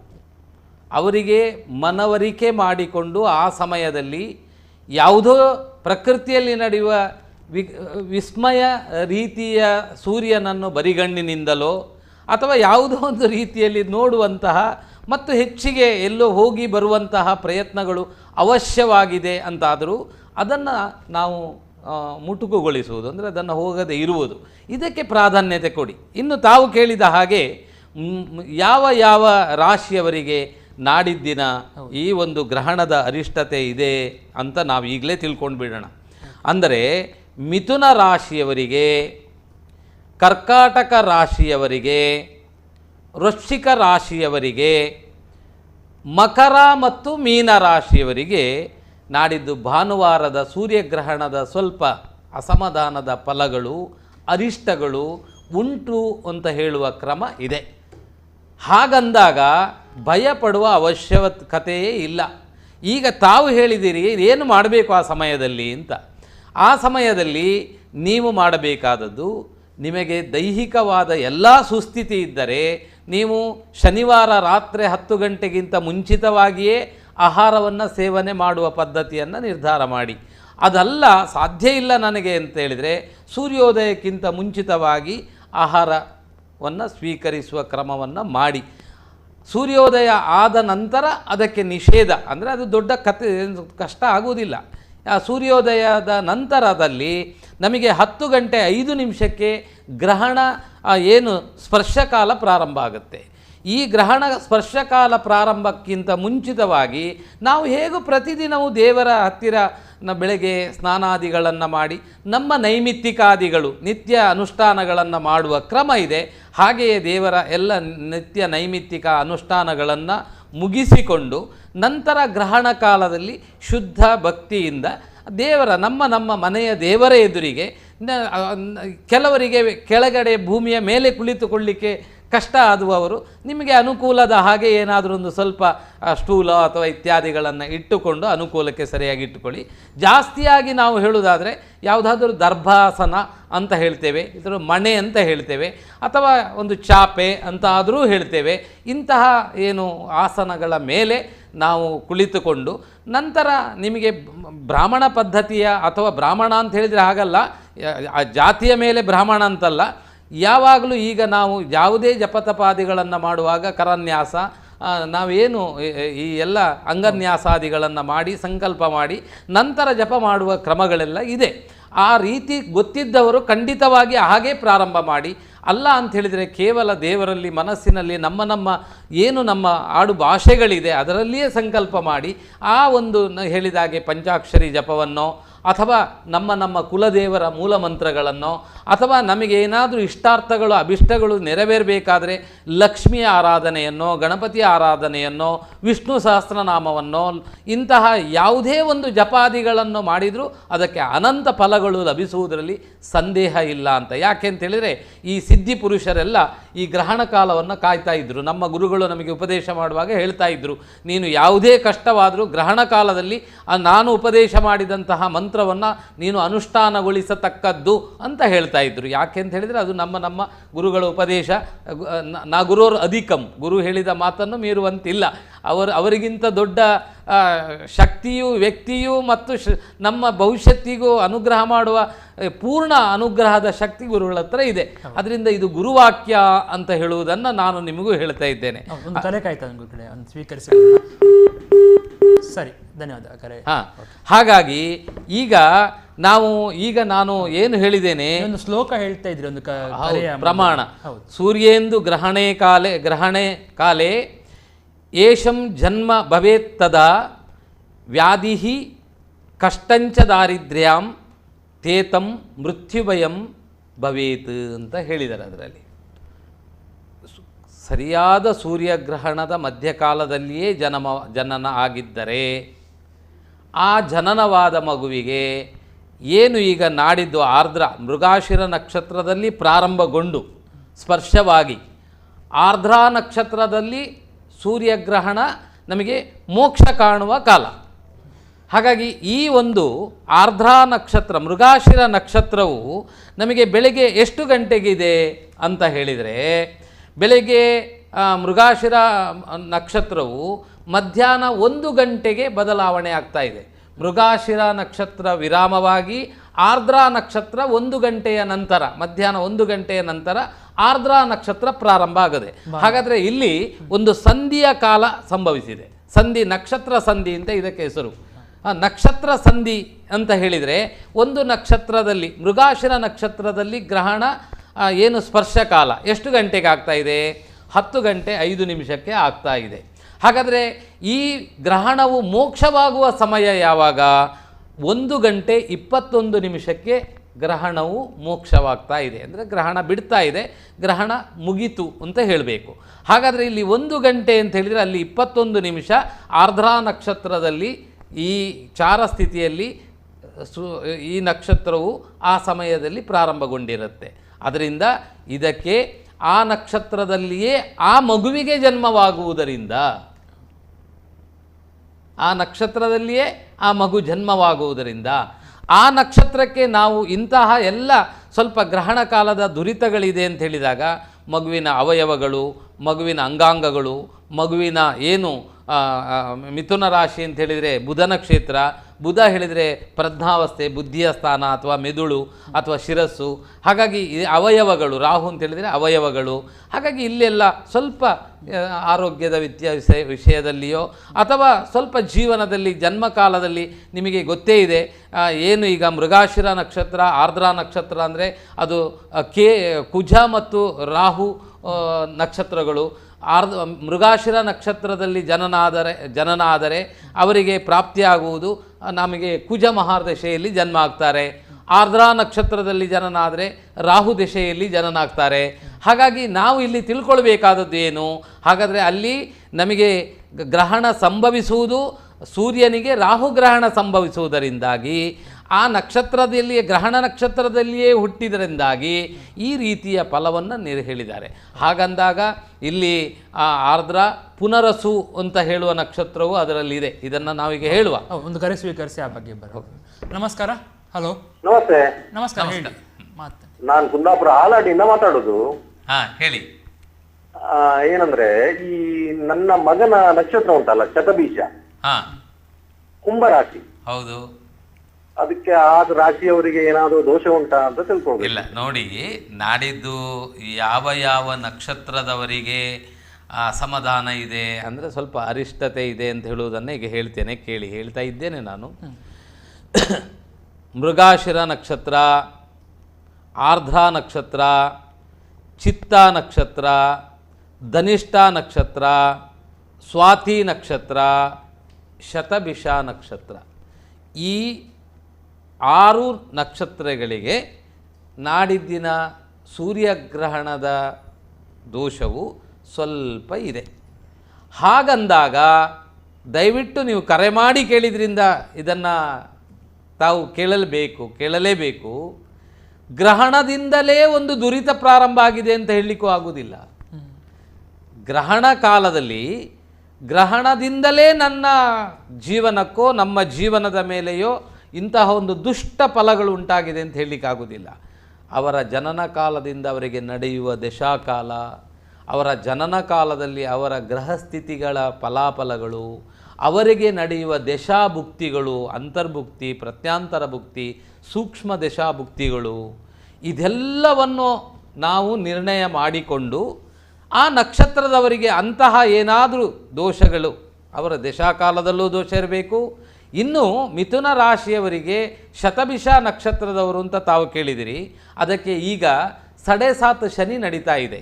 ಅದೂ ಸಹ ಒಂದು ಈ ದುರಿತಕ್ಕೂ ಅದಕ್ಕೂ ಪೂರಕವಾದ ಒಂದು ಕಾರಣವೂ ಇರುತ್ತೆ. ಹಾಗಾಗಿ ಇಂಥ ಸಮಯದಲ್ಲಿ ಸೂರ್ಯ ಗಾಯತ್ರಿಯನ್ನು ಮಾಡುವುದು, ಪಂಚಾಕ್ಷರಿ ಜಪವನ್ನು ಮಾಡುವುದು, ಅಷ್ಟಾಕ್ಷರಿ ಜಪ, ಶನಿ ಜಪಾದಿಗಳನ್ನು ಮಾಡುವುದು, ಇದೆಲ್ಲ ಮಾಡಿದಾಗ ನಮ್ಮ ಗ್ರಹಚಾರ ದೋಷವೂ ಉಪಶಮನಗೊಳ್ಳುತ್ತೆ, ಗ್ರಹಣದಲ್ಲಿರುವ ಅರಿಷ್ಟವೂ ನಮಗೆ ಉಪಶಮನ ಆಗುತ್ತೆ. ನಂತರ ನಿಮ್ಮ ಪರಿಸರದಲ್ಲಿದ್ದಂತಹ ಶಿವ ದೇವಾಲಯಕ್ಕೆ ಹೋಗಿ ರುದ್ರಾಭಿಷೇಕವನ್ನು ಮಾಡಿ ಒಂದು 5, 9, 11, 12 ಪ್ರದಕ್ಷಿಣೆಗಳನ್ನು ಬಂದು ಅಲ್ಲಿ ದೇವತಾ ಸತ್ಕರ್ಮಗಳನ್ನು ಮಾಡಿಕೊಂಡಾಗ ಸ್ವಲ್ಪ ನಮಗೆ ಮಾನಸಿಕವಾದ ದೃಢತೆ, ಆತ್ಮಸ್ಥೈರ್ಯ ಇದೆಲ್ಲವೂ ನಮಗೆ ಉತ್ಪತ್ತಿ ಆಯಿತು ಅಂತ ಹೇಳಿದರೆ ನಾವು ಸುಸಜ್ಜಿತರಾಗಿದ್ದೇವೆ ಅಂತ ಹೇಳುವ ಫಲ ಅಂತ ನಾನು ಹೇಳ್ತೇನೆ. ಇನ್ನು ಗುರುಗಳೇ, ಗ್ರಹ ಸಂತೃಪ್ತಿ ಅಂತ ನಾವು ಹೇಳ್ತಾ ಇರ್ತೀರಿ. ಅದರಿಂದ ಈ ಗ್ರಹಣದಲ್ಲಿ ಗ್ರಹ ಸಂತೃಪ್ತಿ ಮಾಡುವುದಂದ್ರೆ ಏನು? ಹಾಗಾದ್ರೆ ಯಾವ ರೀತಿಯಲ್ಲಿ ಗ್ರಹಗಳಿಗೆ ಸಂತೃಪ್ತಿಗೊಳಿಸುವುದು ಅಂತ ಹೇಳಿದರೆ, ಇಲ್ಲಿ ನೋಡಿ, ಈ ಗ್ರಹಗಳು ಏನು ಸಂತೃಪ್ತಿಗೊಳಿಸುವುದು?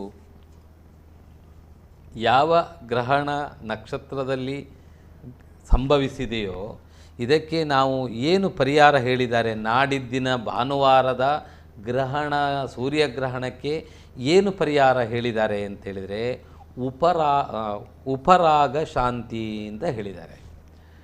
ಅದರ ಹೆಸರು, ಯಜ್ಞದ ಮತ್ತು ಆ ಹೋಮದ ಹೆಸರು ಉಪರಾಗ ಶಾಂತಿ ಹೋಮ ಅಂತ ಹೇಳಿದ್ದಾರೆ.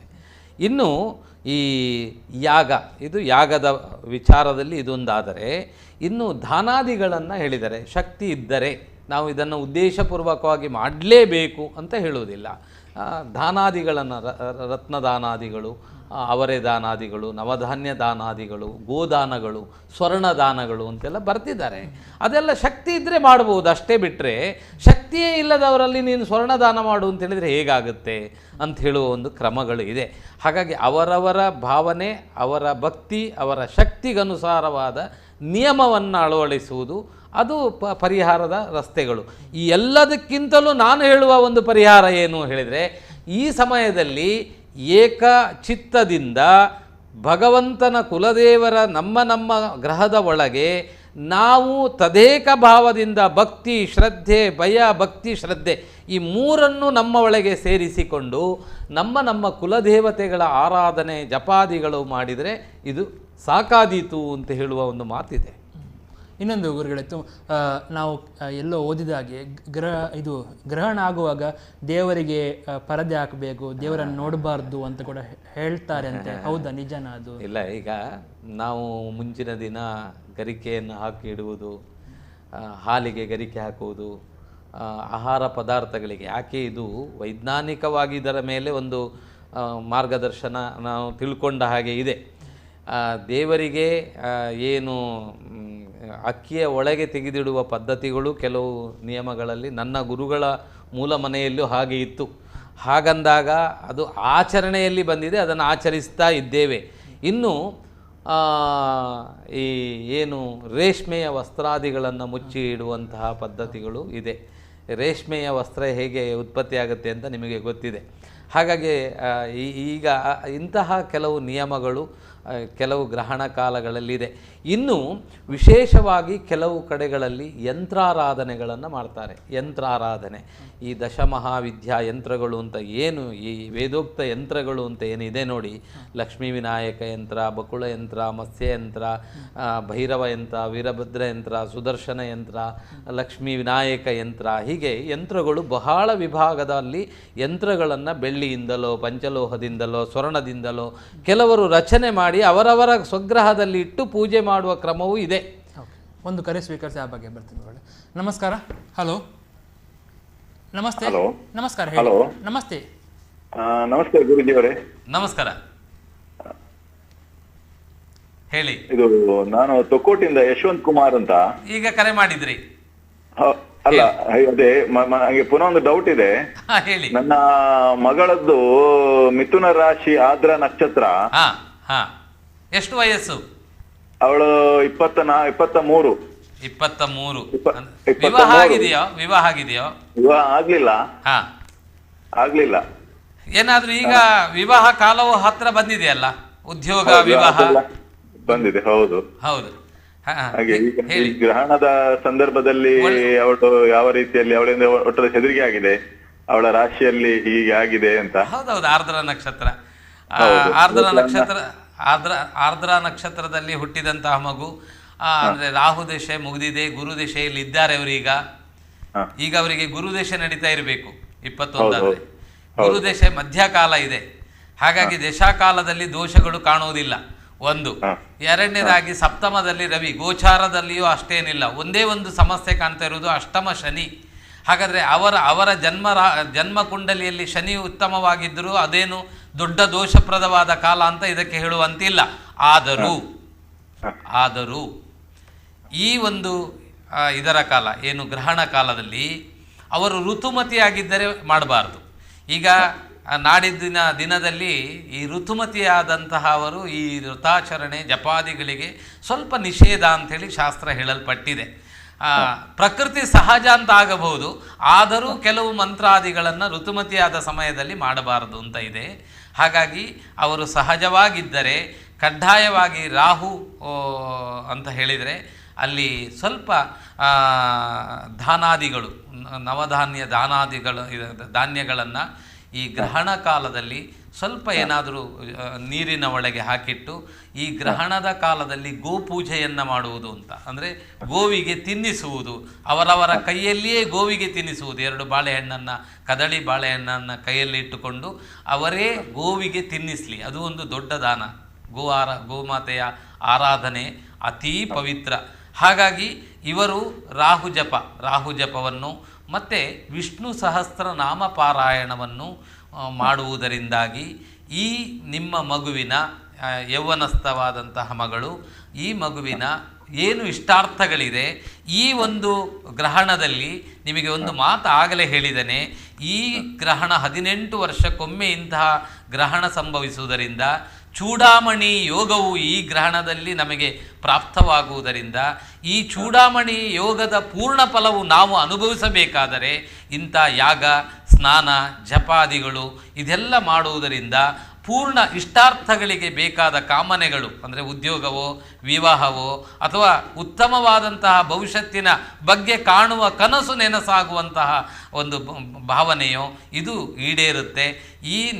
ಈ ಮಗುವಿಗೆ ನಾಡಿದ್ದು ಆಗಸ್ಟ್ ತಿಂಗಳ ನಂತರ ನವೆಂಬರ್ ತಿಂಗಳ ಒಳಗಾಗಿ ಇಷ್ಟಾರ್ಥಗಳು ನೆರವೇರುವುದರಲ್ಲಿ ಸಂಶಯ ಇಲ್ಲ. ಹಾಗೆ ಮಾಡಲಿ. ಆಯ್ತಾ? ಆಯ್ತು. ಮತ್ತೆ ಈ ಗೋಮಾತೆ ಅಂತ ಹೇಳಿದ್ರಲ್ಲ, ಹೌದು, ಅದನ್ನು ಮತ್ತೆ ಕೊಡ್ಬೇಕಾ? ಅದು ಈ ಗ್ರಹಣ ಮುಗ್ದ ನಂತರ ಗೋವಿಗೆ ಕೊಡುದಾ ಅಲ್ಲ ಅದರ ಮುಂಚೆ?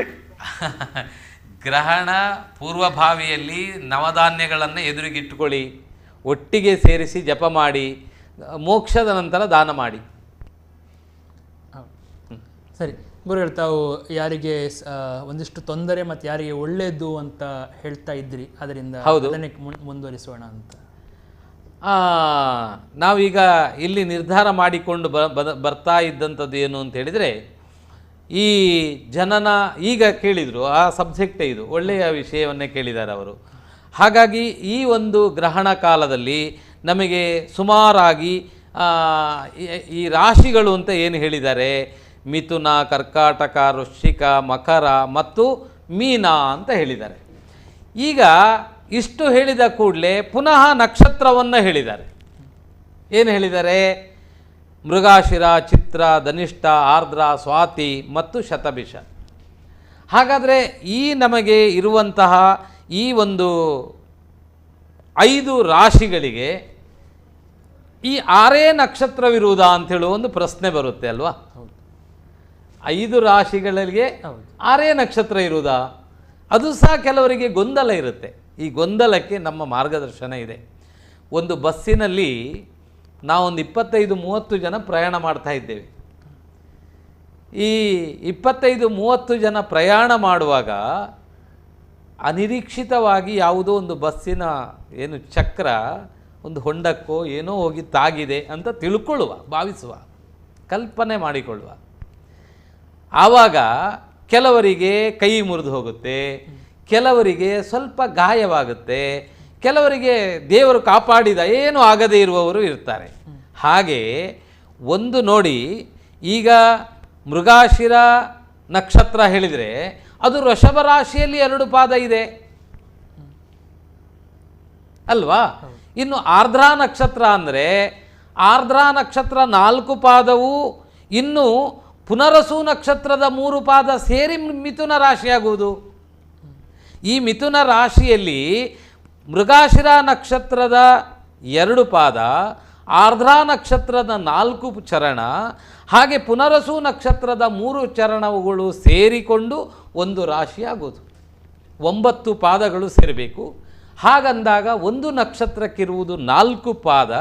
ಹಾಗಾದರೆ ನಮಗೆ ಇಲ್ಲಿ ಈ ರಾಶಿಯಲ್ಲಿ ಇರುವಂತಹ ಪುನರಸು ನಕ್ಷತ್ರಕ್ಕೆ ದೋಷ ಇಲ್ಲ ಅಂತ ನಾವು ಭಾವಿಸಿದ್ರೂ ಸಹ ಆ ರಾಶಿ ಒಳಗೆ ಇರುವಂತಹದ್ದು ನಕ್ಷತ್ರ. ಇವತ್ತಿನ ಕೊನೆಯ ಕರೆಯನ್ನು ಸ್ವೀಕರಿಸೋಣ. ನಮಸ್ಕಾರ. ಹಲೋ,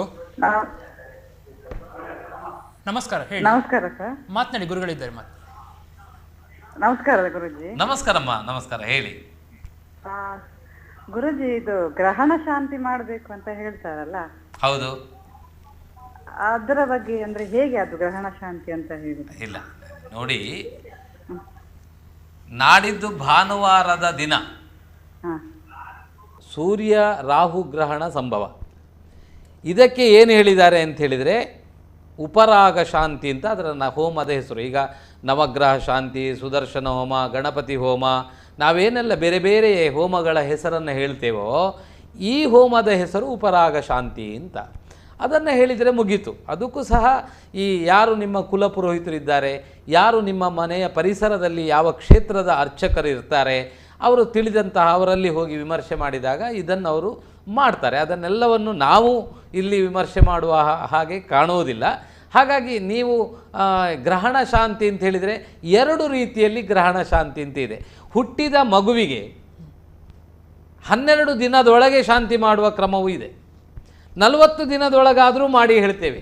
ಯಾಕೆಂತ ಹೇಳಿದರೆ ಈಗ ನಾನು ವರ್ಣನೆ ಮಾಡ್ತಾ ಬಂದೆ. ಏನು ಅಂತ ಹೇಳಿದರೆ ಗ್ರಹಣ ಕಾಲದಲ್ಲಿ ಹುಟ್ಟಿದ ಮಗುವಿಗೆ ಏನು ಮಾಡಬೇಕು, ಈಗ ಅಮಾವಾಸ್ಯೆಯಲ್ಲಿ ಹುಟ್ಟಿದರೆ ಏನು ಮಾಡಬೇಕು, ಕುಹು ಶಾಂತಿ ಮಾಡಬೇಕು, ಗೋಪ್ರಸವ ಶಾಂತಿಯನ್ನು ಮಾಡಿಸಬೇಕು ಅಂತ ಇದೆ. ಅಲ್ಲೂ ಒಂದು ಶಾಂತಿ ಅಂತಲೇ ಬಂತು. ಈಗ ನಾಡಿದ್ದು ಗ್ರಹಣದ ಬಗ್ಗೆ ನಾವು ಹೇಳ್ತಾ ಇರೋದಾದರೆ ಗ್ರಹಣ ಶಾಂತಿ ಅಂತ ಹೇಳಿದರೆ ನಾಡಿದ್ದಿನ ಗ್ರಹಣ ಶಾಂತಿಯ ಬಗ್ಗೆ ಇದನ್ನು ಹೇಳ್ತೇನೆ. ಯಾರಾದರೂ ಹುಟ್ಟಿದ ಮಕ್ಕಳ ಗ್ರಹಣದಲ್ಲಿ ಹುಟ್ಟಿದರೆ ಗ್ರಹಣ ಶಾಂತಿ ಅಂತ ಹೇಳೋದು, ಅಮಾವಾಸ್ಯೆಯ ಶಾಂತಿ ಅಂತ ಹೇಳೋದು, ಕೃಷ್ಣ ಚತುರ್ದಶಿ ಇರ್ಬೋದು, ಅಮಾವಾಸ್ಯೆ ಇರ್ಬೋದು, ಅಥವಾ ನಕ್ಷತ್ರ ಶಾಂತಿ ಅಂತಲೂ ಇದೆ. ಆಶ್ಲೇಷ ನಕ್ಷತ್ರ, ಜ್ಯೇಷ್ಠ ನಕ್ಷತ್ರ, ಮೂಲಾ ನಕ್ಷತ್ರ, ಹಾಗೆ ಈ ವಿಶಾಖ ನಕ್ಷತ್ರ, ಹೀಗೆ ನಕ್ಷತ್ರಗಳಲ್ಲಿ 9 ನಕ್ಷತ್ರಗಳಲ್ಲಿ ಜನ್ಮ ಆದರೆ ಆ ನಕ್ಷತ್ರ ಶಾಂತಿಯನ್ನು ಮಾಡಬೇಕು ಅಂತ ಇದೆ. ಹಾಗಾಗಿ ತಮಗೆ ಇದು ಸಾಕು. ಗ್ರಹಣದ ಬಗ್ಗೆ ಉಪರಾಗ ಶಾಂತಿಯನ್ನು ನಾಡಿದ್ದನ್ನು ಮಾಡಿದರೆ ಒಳ್ಳೆಯದು. ಗುರುಗಳೇ, ಕಾರ್ಯಕ್ರಮದ ಕೊನೆಯ ಹಂತಕ್ಕೆ ಬರ್ತಾ ಇದ್ದೇವೆ. ಅಂತಿಮವಾಗಿ ಏನಾದರೂ ನಾವು ಮಾರ್ಗದರ್ಶನ ಅಥವಾ ಏನಾದರೂ ಪಾಯಿಂಟ್ಸ್ ಹೇಳಲಿಕ್ಕಿದ್ರೆ ನಮ್ಮ ವೀಕ್ಷಕರಿಗೆ ಅನುಕೂಲವಾಗುವಂಥದ್ದು ತಾವು ಹೇಳಬೇಕು ಅಂತೇಳಿ ನಾವು ವಿನಂತಿಸ್ತಾ ಇದ್ದೇವೆ. ವೀಕ್ಷಕರಲ್ಲಿ ಒಂದು ನನ್ನ ಆತ್ಮೀಯ ಮನವಿ, ನಾನೊಂದು ಜ್ಯೋತಿಷಿಯಾಗಿ ಒಂದು ಗುರುಗಳ ಸ್ಥಾನವನ್ನು ಗುರುಗಳ ಅನುಗ್ರಹದಿಂದ ಪ್ರಾಪ್ತಿಯಾಗಿ ಹೇಳುವುದಾದರೆ, ತುಂಬ ಈ ವಿಚಿತ್ರವಾದಂತಹ ಮಾರ್ಗದರ್ಶನಗಳು ಕೆಲವು ಚಾನಲ್ಗಳಲ್ಲಿ ಸಿಗುತ್ತೆ. ಹೊರಗಡೆನೇ ಹೋಗಬೇಡಿ, ನೋಡಲೇಬೇಡಿ, ಭಾರೀ ದೊಡ್ಡ ಕಂಟಕ, ಗರ್ಭಿಣಿಯವರಿಗೆ ಭಾರೀ ದೊಡ್ಡ ದೋಷ ಇದೆ, ಇನ್ನು ಬಾಲ್ಯಾವಸ್ಥೆಯವರಿಗೆ ಹೀಗಿರುತ್ತೆ, ಇಂತಹ ಎಲ್ಲ ಸ್ವಲ್ಪ ಭಯ ಹುಟ್ಟಿಸುವಂತಹ ಈ ಗ್ರಹಣ ಕಾಲದಲ್ಲಿ ಏನಾದರೂ ಕಿವಿಯಲ್ಲಿ ಕೇಳಿದರೆ ಪುನಃ ಅದನ್ನು ಮನಸ್ಸಿನ ಒಳಗೆ ತಗೊಳ್ಳಿಕ್ಕೆ ಹೋಗಬೇಡಿ. ಒಂದು.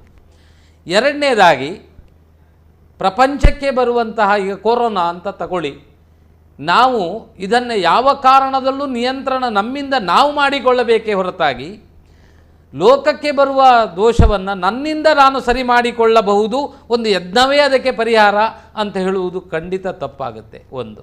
ಎರಡನೇದಾಗಿ, ಭಯವನ್ನು ಬಿಡಬೇಕು, ಭಕ್ತಿಗೆ ಪ್ರಾಧಾನ್ಯತೆ ಕೊಡಬೇಕು. ನಂತರವಾಗಿ ಇದು ಲೋಕ ಸಹಜವಾಗಿ ಯುಗಾಂತರದಿಂದ ಬಂದಂತಹ ಈ ಗ್ರಹಣಗಳು, ಸೂರ್ಯಗ್ರಹಣ, ಚಂದ್ರಗ್ರಹಣಗಳು ಈಗೇನು ಬದಲಿಲ್ಲ. ಆದರೆ ಒಂದೊಂದು ಸಂವತ್ಸರಗಳಲ್ಲಿ ಈ ಒಂದು ನಮಗೆ 100 ವರ್ಷದಲ್ಲಿ 30 ದಿನದ ಮಧ್ಯದಲ್ಲಿ 3 ಗ್ರಹಣ ಸಂಭವಿಸಿದೆ. ಇದು ಸ್ವಲ್ಪ ವಿಶೇಷವಾದ ಪ್ರಕೃತಿಯ ಗ್ರಹಸ್ಥಿತಿಯ ಚಲನಾವಸ್ಥೆಗಳಿಂದ ಅದರ ನಿರ್ಧಾರಗಳು, ಗಣಿತಶಾಸ್ತ್ರ ಅಂತ ಏನು ಹೇಳಿದ್ದೇವೆ, ಅದರಿಂದ ಇದು ನಮಗೆ ಪ್ರಾಪ್ತವಾಗಿದೆ. ಅದರಿಂದ ಅದು ಭಾರಿ ಪ್ರಬಲವಾದ ಯಾವುದೋ ಒಂದು ದೋಷ ಅಂತ ನಾವು ತಿಳ್ಕೊಳ್ಳೋದು ಬೇಡ. ಹಾಗಾಗಿ ನಾನು ಹೇಳೋದು, ಇಲ್ಲಿ ಲೋಕ ಸಮಸ್ತ ಸುಖಿನೋ ಭವಂತು ಅಂದರೆ ನೀವೆಲ್ಲ, ನಾನೊಬ್ಬ ಹೇಳಿಯೂ ಪ್ರಯೋಜನ ಇಲ್ಲ, ನೀವೊಬ್ಬರು ಹೇಳಿಯೂ ಪ್ರಯೋಜನ ಇಲ್ಲ, ನಾವೆಲ್ಲ ಸಮುದಾಯದವರು ಸೇರಿಕೊಂಡು ನಾವು ಲೋಕವೇ ಒಂದು ಕಲ್ಯಾಣದತ್ತ ಪ್ರಯಾಣ ಮಾಡಲಿ, ಅನುಗ್ರಹಿಸಲಿ, ಆ ಭಗವಂತನ ಅನುಗ್ರಹ ನಮಗೆ ಸಿಗಲಿ ಅಂತ ಹೇಳುವ ಒಂದು ಚಿಂತನೆಯನ್ನು ಮನಸ್ಸಿನಲ್ಲಿಟ್ಟು ಈ ಒಂದು ಗ್ರಹಣ ಕಾಲದಲ್ಲಿ ಆ ಸೂಕ್ತ ಪ್ರಾರಂಭ ಇದು ಕಾಲದಲ್ಲಿ ಏನು ಸ್ಪರ್ಶಕಾಲ 10 ಗಂಟೆ 5 ನಿಮಿಷಕ್ಕೆ, ಮಧ್ಯಕಾಲ 11 ಗಂಟೆ 38 ನಿಮಿಷಕ್ಕೆ ಮತ್ತು ಗ್ರಹಣ ಕಾಲವು ಮೋಕ್ಷವಾಗುವುದು 1 ಗಂಟೆ 22 ನಿಮಿಷಕ್ಕೆ. ಇನ್ನು ಒಟ್ಟು ನಾಡಿದ್ದಿನ ಸೂರ್ಯಗ್ರಹಣದ ಒಂದು ಸಮಯ ಎಷ್ಟು ಕೇಳಿದರೆ 3 ಗಂಟೆ 17 ನಿಮಿಷದ ಡ್ಯೂರೇಷನ್ ಟೈಮ್ ಇದೆ. ಇನ್ನು ಇದರಲ್ಲಿ ಸೂರ್ಯನ ಟೋಟಲ್ ಒಂದು ಪ್ರಮಾಣದಲ್ಲಿ 1/3 ಗ್ರಹಣ ನಮ್ಮ ಕರ್ನಾಟಕದಲ್ಲಿ ಗೋಚರಿಸುವ ಸಾಧ್ಯತೆ ಇದೆ. ಇನ್ನು ಬೇರೆ ಬೇರೆ ದೇಶಗಳ ಬಗ್ಗೆ ನಾನು ಹೇಳಲಿಕ್ಕಿತ್ತು, ಸಮಯದ ಅಭಾವ ಇದೆ. ಇದನ್ನು ಪುನಃ ನಾವು ನಾಡಿದ್ದು ಭಾನುವಾರದ ಕಾರ್ಯಕ್ರಮದಲ್ಲಿ ಪುನಃ ಹೇಳುವ. ಹಾಗಾಗಿ ನಾವು ಇದೆಲ್ಲವನ್ನು ನಾವು ಮನಸ್ಸಿನಲ್ಲಿಟ್ಟು ನಿಯಮವನ್ನು ಪಾಲಿಸಿ ಪೂರ್ವಜರು ನಮಗೆ ಹೇಳಿಕೊಟ್ಟಂಥ ಮಾರ್ಗವನ್ನು ಅನಿವಾರ್ಯ ಪ್ರಸಂಗಕ್ಕೆ ಬಂದಾಗ ಭಯದಿಂದ ನಾವು ಕೆಲವನ್ನು ಈಗ ಅನುಕರಣೆ ಮಾಡಲಿಕ್ಕೆ ಶುರು ಮಾಡಿದ್ದೇವೆ. ಭಯ ಬೇಡ, ಭಕ್ತಿಯಿಂದ ಮಾಡಲಿಕ್ಕೆ ಪ್ರಾರಂಭ ಮಾಡುವ. ನಾವು ನೀವೆಲ್ಲರೂ ಲೋಕ ಕಲ್ಯಾಣಕ್ಕಾಗಿ ಭಗವಂತನ ಸ್ಮರಣೆಯನ್ನು ಮಾಡುವ. ಸೂರ್ಯ ಚಂದ್ರರ ಮತ್ತು ನವಗ್ರಹಗಳ ಆಧೀನದ ಪ್ರಚೋದನೆಯಿಂದ ನಮ್ಮ ದೈನಂದಿನ ಜೀವನದ ಶ್ರೇಯಸ್ಸು, ಅವನತಿ, ಉನ್ನತಿ, ಸುಖ, ಕಷ್ಟಾದಿಗಳು ಪ್ರಾಪ್ತಿಯಾಗುವುದೇ ನವಗ್ರಹಗಳ ಪ್ರಚೋದನಾ ಕ್ರಿಯೆಯಿಂದ. ಇದನ್ನು ನಾವು ಅನುಕರಣೆ ಮಾಡಿ ಸುಖವನ್ನು ಅನುಭವಿಸೋಣ ಅಂತ ಹೇಳಲಿಕ್ಕೆ ಇಷ್ಟಪಡುತ್ತಾ, ಕೇಳಿದ ನಿಮಗೆಲ್ಲರಿಗೂ ಭಗವಂತನು ಉತ್ತಮವಾದ ಅನುಗ್ರಹವನ್ನು ನಿಮಗೆಲ್ಲ ಅನುಗ್ರಹಿಸಲಿ ಅಂತೇಳಿ ಈ ಕಾರ್ಯಕ್ರಮ ಅಂತಿಮದ ಹಂತದಲ್ಲಿದ್ದಾರೆ ನಾಗೇಂದ್ರವರು. ಮುಂದಿನ ವಾಕ್ಯಗಳನ್ನು ತಾವು ಹೇಳಿ ಅಂತ ಹೇಳಲಿಕ್ಕೆ ಇಷ್ಟಪಡ್ತೇನೆ. ಗುರುಗಳು ಬಹಳ ಅದ್ಭುತವಾಗಿರೋ ವಾಕ್ಯ ಹೇಳಿದ್ದು, ಗ್ರಹಣದ ಬಗ್ಗೆ ಭಯ ಬೇಡ, ಭಕ್ತಿ ಇರಲಿ ಅಂತೇಳಿ. ಬಹುಶಃ ನಾವು ಅದನ್ನು ಅನುಸರಿಸಿಕೊಂಡು ನಾಡಿದ್ದು ಅವರು ಹೇಳಿದಂಥ ಎಲ್ಲ ಏನು ಆಚಾರ ವಿಚಾರ ಮತ್ತು ಸಂಪ್ರದಾಯಗಳನ್ನು ನಾಡಿದ್ದು ಅನುಸರಿಸಿಕೊಂಡು ಲೋಕದ ಎಲ್ಲ ಒಳಿತಿಗಾಗಿ ನಾವು ಏನು ದೇವರ ಹತ್ರ ಮೊರೆಯಿಡೋಣ. ನಮಗೆ ಏನು ಕಾಡುತ್ತಿರುವಂಥ ಈ ಕೊರೋನಾ ಅಥವಾ ಕೋವಿಡ್-19 ನಮ್ಮ ದೇಶವನ್ನು ನಮ್ಮ ಪ್ರಪಂಚವನ್ನು ಬಿಟ್ಟು ಆದಷ್ಟು ಬೇಗ ಓಡಿ ಹೋಗಲಿ. ನಾವೆಲ್ಲರೂ ಕೂಡ ಸುಖ ಶಾಂತಿ ನೆಮ್ಮದಿ ಆಯುಷ್ಯ ಆರೋಗ್ಯವನ್ನು ಹೀಗೆ ಪಡೆದುಕೊಂಡು ದೇವರ ಗುರುಗಳ ಆಶೀರ್ವಾದದಿಂದ ನಡೆಯೋಣ ಅಂತ ಹೇಳ್ತಾ ಆ ಕಾರ್ಯಕ್ರಮಕ್ಕೆ ಕರೆ ಮಾಡಿರುವಂಥ ಎಲ್ಲ ವೀಕ್ಷಕರಿಗೆ ಮತ್ತು ಈ 1 ಗಂಟೆಯ ಅವಧಿಯಲ್ಲಿ ನಮಗೆ ಸಾಕಷ್ಟು ಮಾಹಿತಿಯನ್ನು ಕೊಟ್ಟಿರುವಂತಹ ಜ್ಯೋತಿಷ್ಯ ವಿದ್ವಾನ್ ಸಾಮ್ರಾಟ್ ಶ್ರೀ ಉಮೇಶ್ ಆಚಾರ್ಯ ಅವರಿಗೆ ಈ ಗ್ರಹಣದ ವಿಶೇಷ ಕಾರ್ಯಕ್ರಮಕ್ಕಾಗಿ ನಮ್ಮೊಟ್ಟಿಗೆ ಅವರು ಇಲ್ಲಿ ಬಂದು ಈ ನಮ್ಮೊಂದಿಗೆ ಮಾರ್ಗದರ್ಶನ ಕೊಟ್ಟದಕ್ಕಾಗಿ ನಮ್ಮ ಟಿವಿಯ ಪರವಾಗಿ ಮತ್ತೆಲ್ಲ ವೀಕ್ಷಕರ ಪರವಾಗಿ ಆತ್ಮೀಯವಾಗಿರುವಂಥ ಆದರ ಭಕ್ತಿ ಪೂರ್ವಕವಾಗಿ ನಾನು ಧನ್ಯವಾದ ಅರ್ಪಿಸ್ತೇನೆ. ನಮಸ್ಕಾರಗಳು. ಭದ್ರಂ ಶುಭಂ ಮಂಗಲಂ ಸರ್ವೇ ಜನಾಃ ಸುಖಿನೋ ಭವಂತು ಸನ್ಮಂಗಲಾನಿ ಭವಂತು. ಇದು ಗ್ರಹಣದ ವಿಶೇಷ ಕಾರ್ಯಕ್ರಮ. ಮುಂದಿನ ಜನಧ್ವನಿ ನೇರ ಪ್ರಸಾರ ಕಾರ್ಯಕ್ರಮದಲ್ಲಿ ಮತ್ತೆ ಭೇಟಿಯಾಗೋಣ. ನಮಸ್ಕಾರ, ಶುಭರಾತ್ರಿ, ಶುಭ ವಾರಾಂತ್ಯ.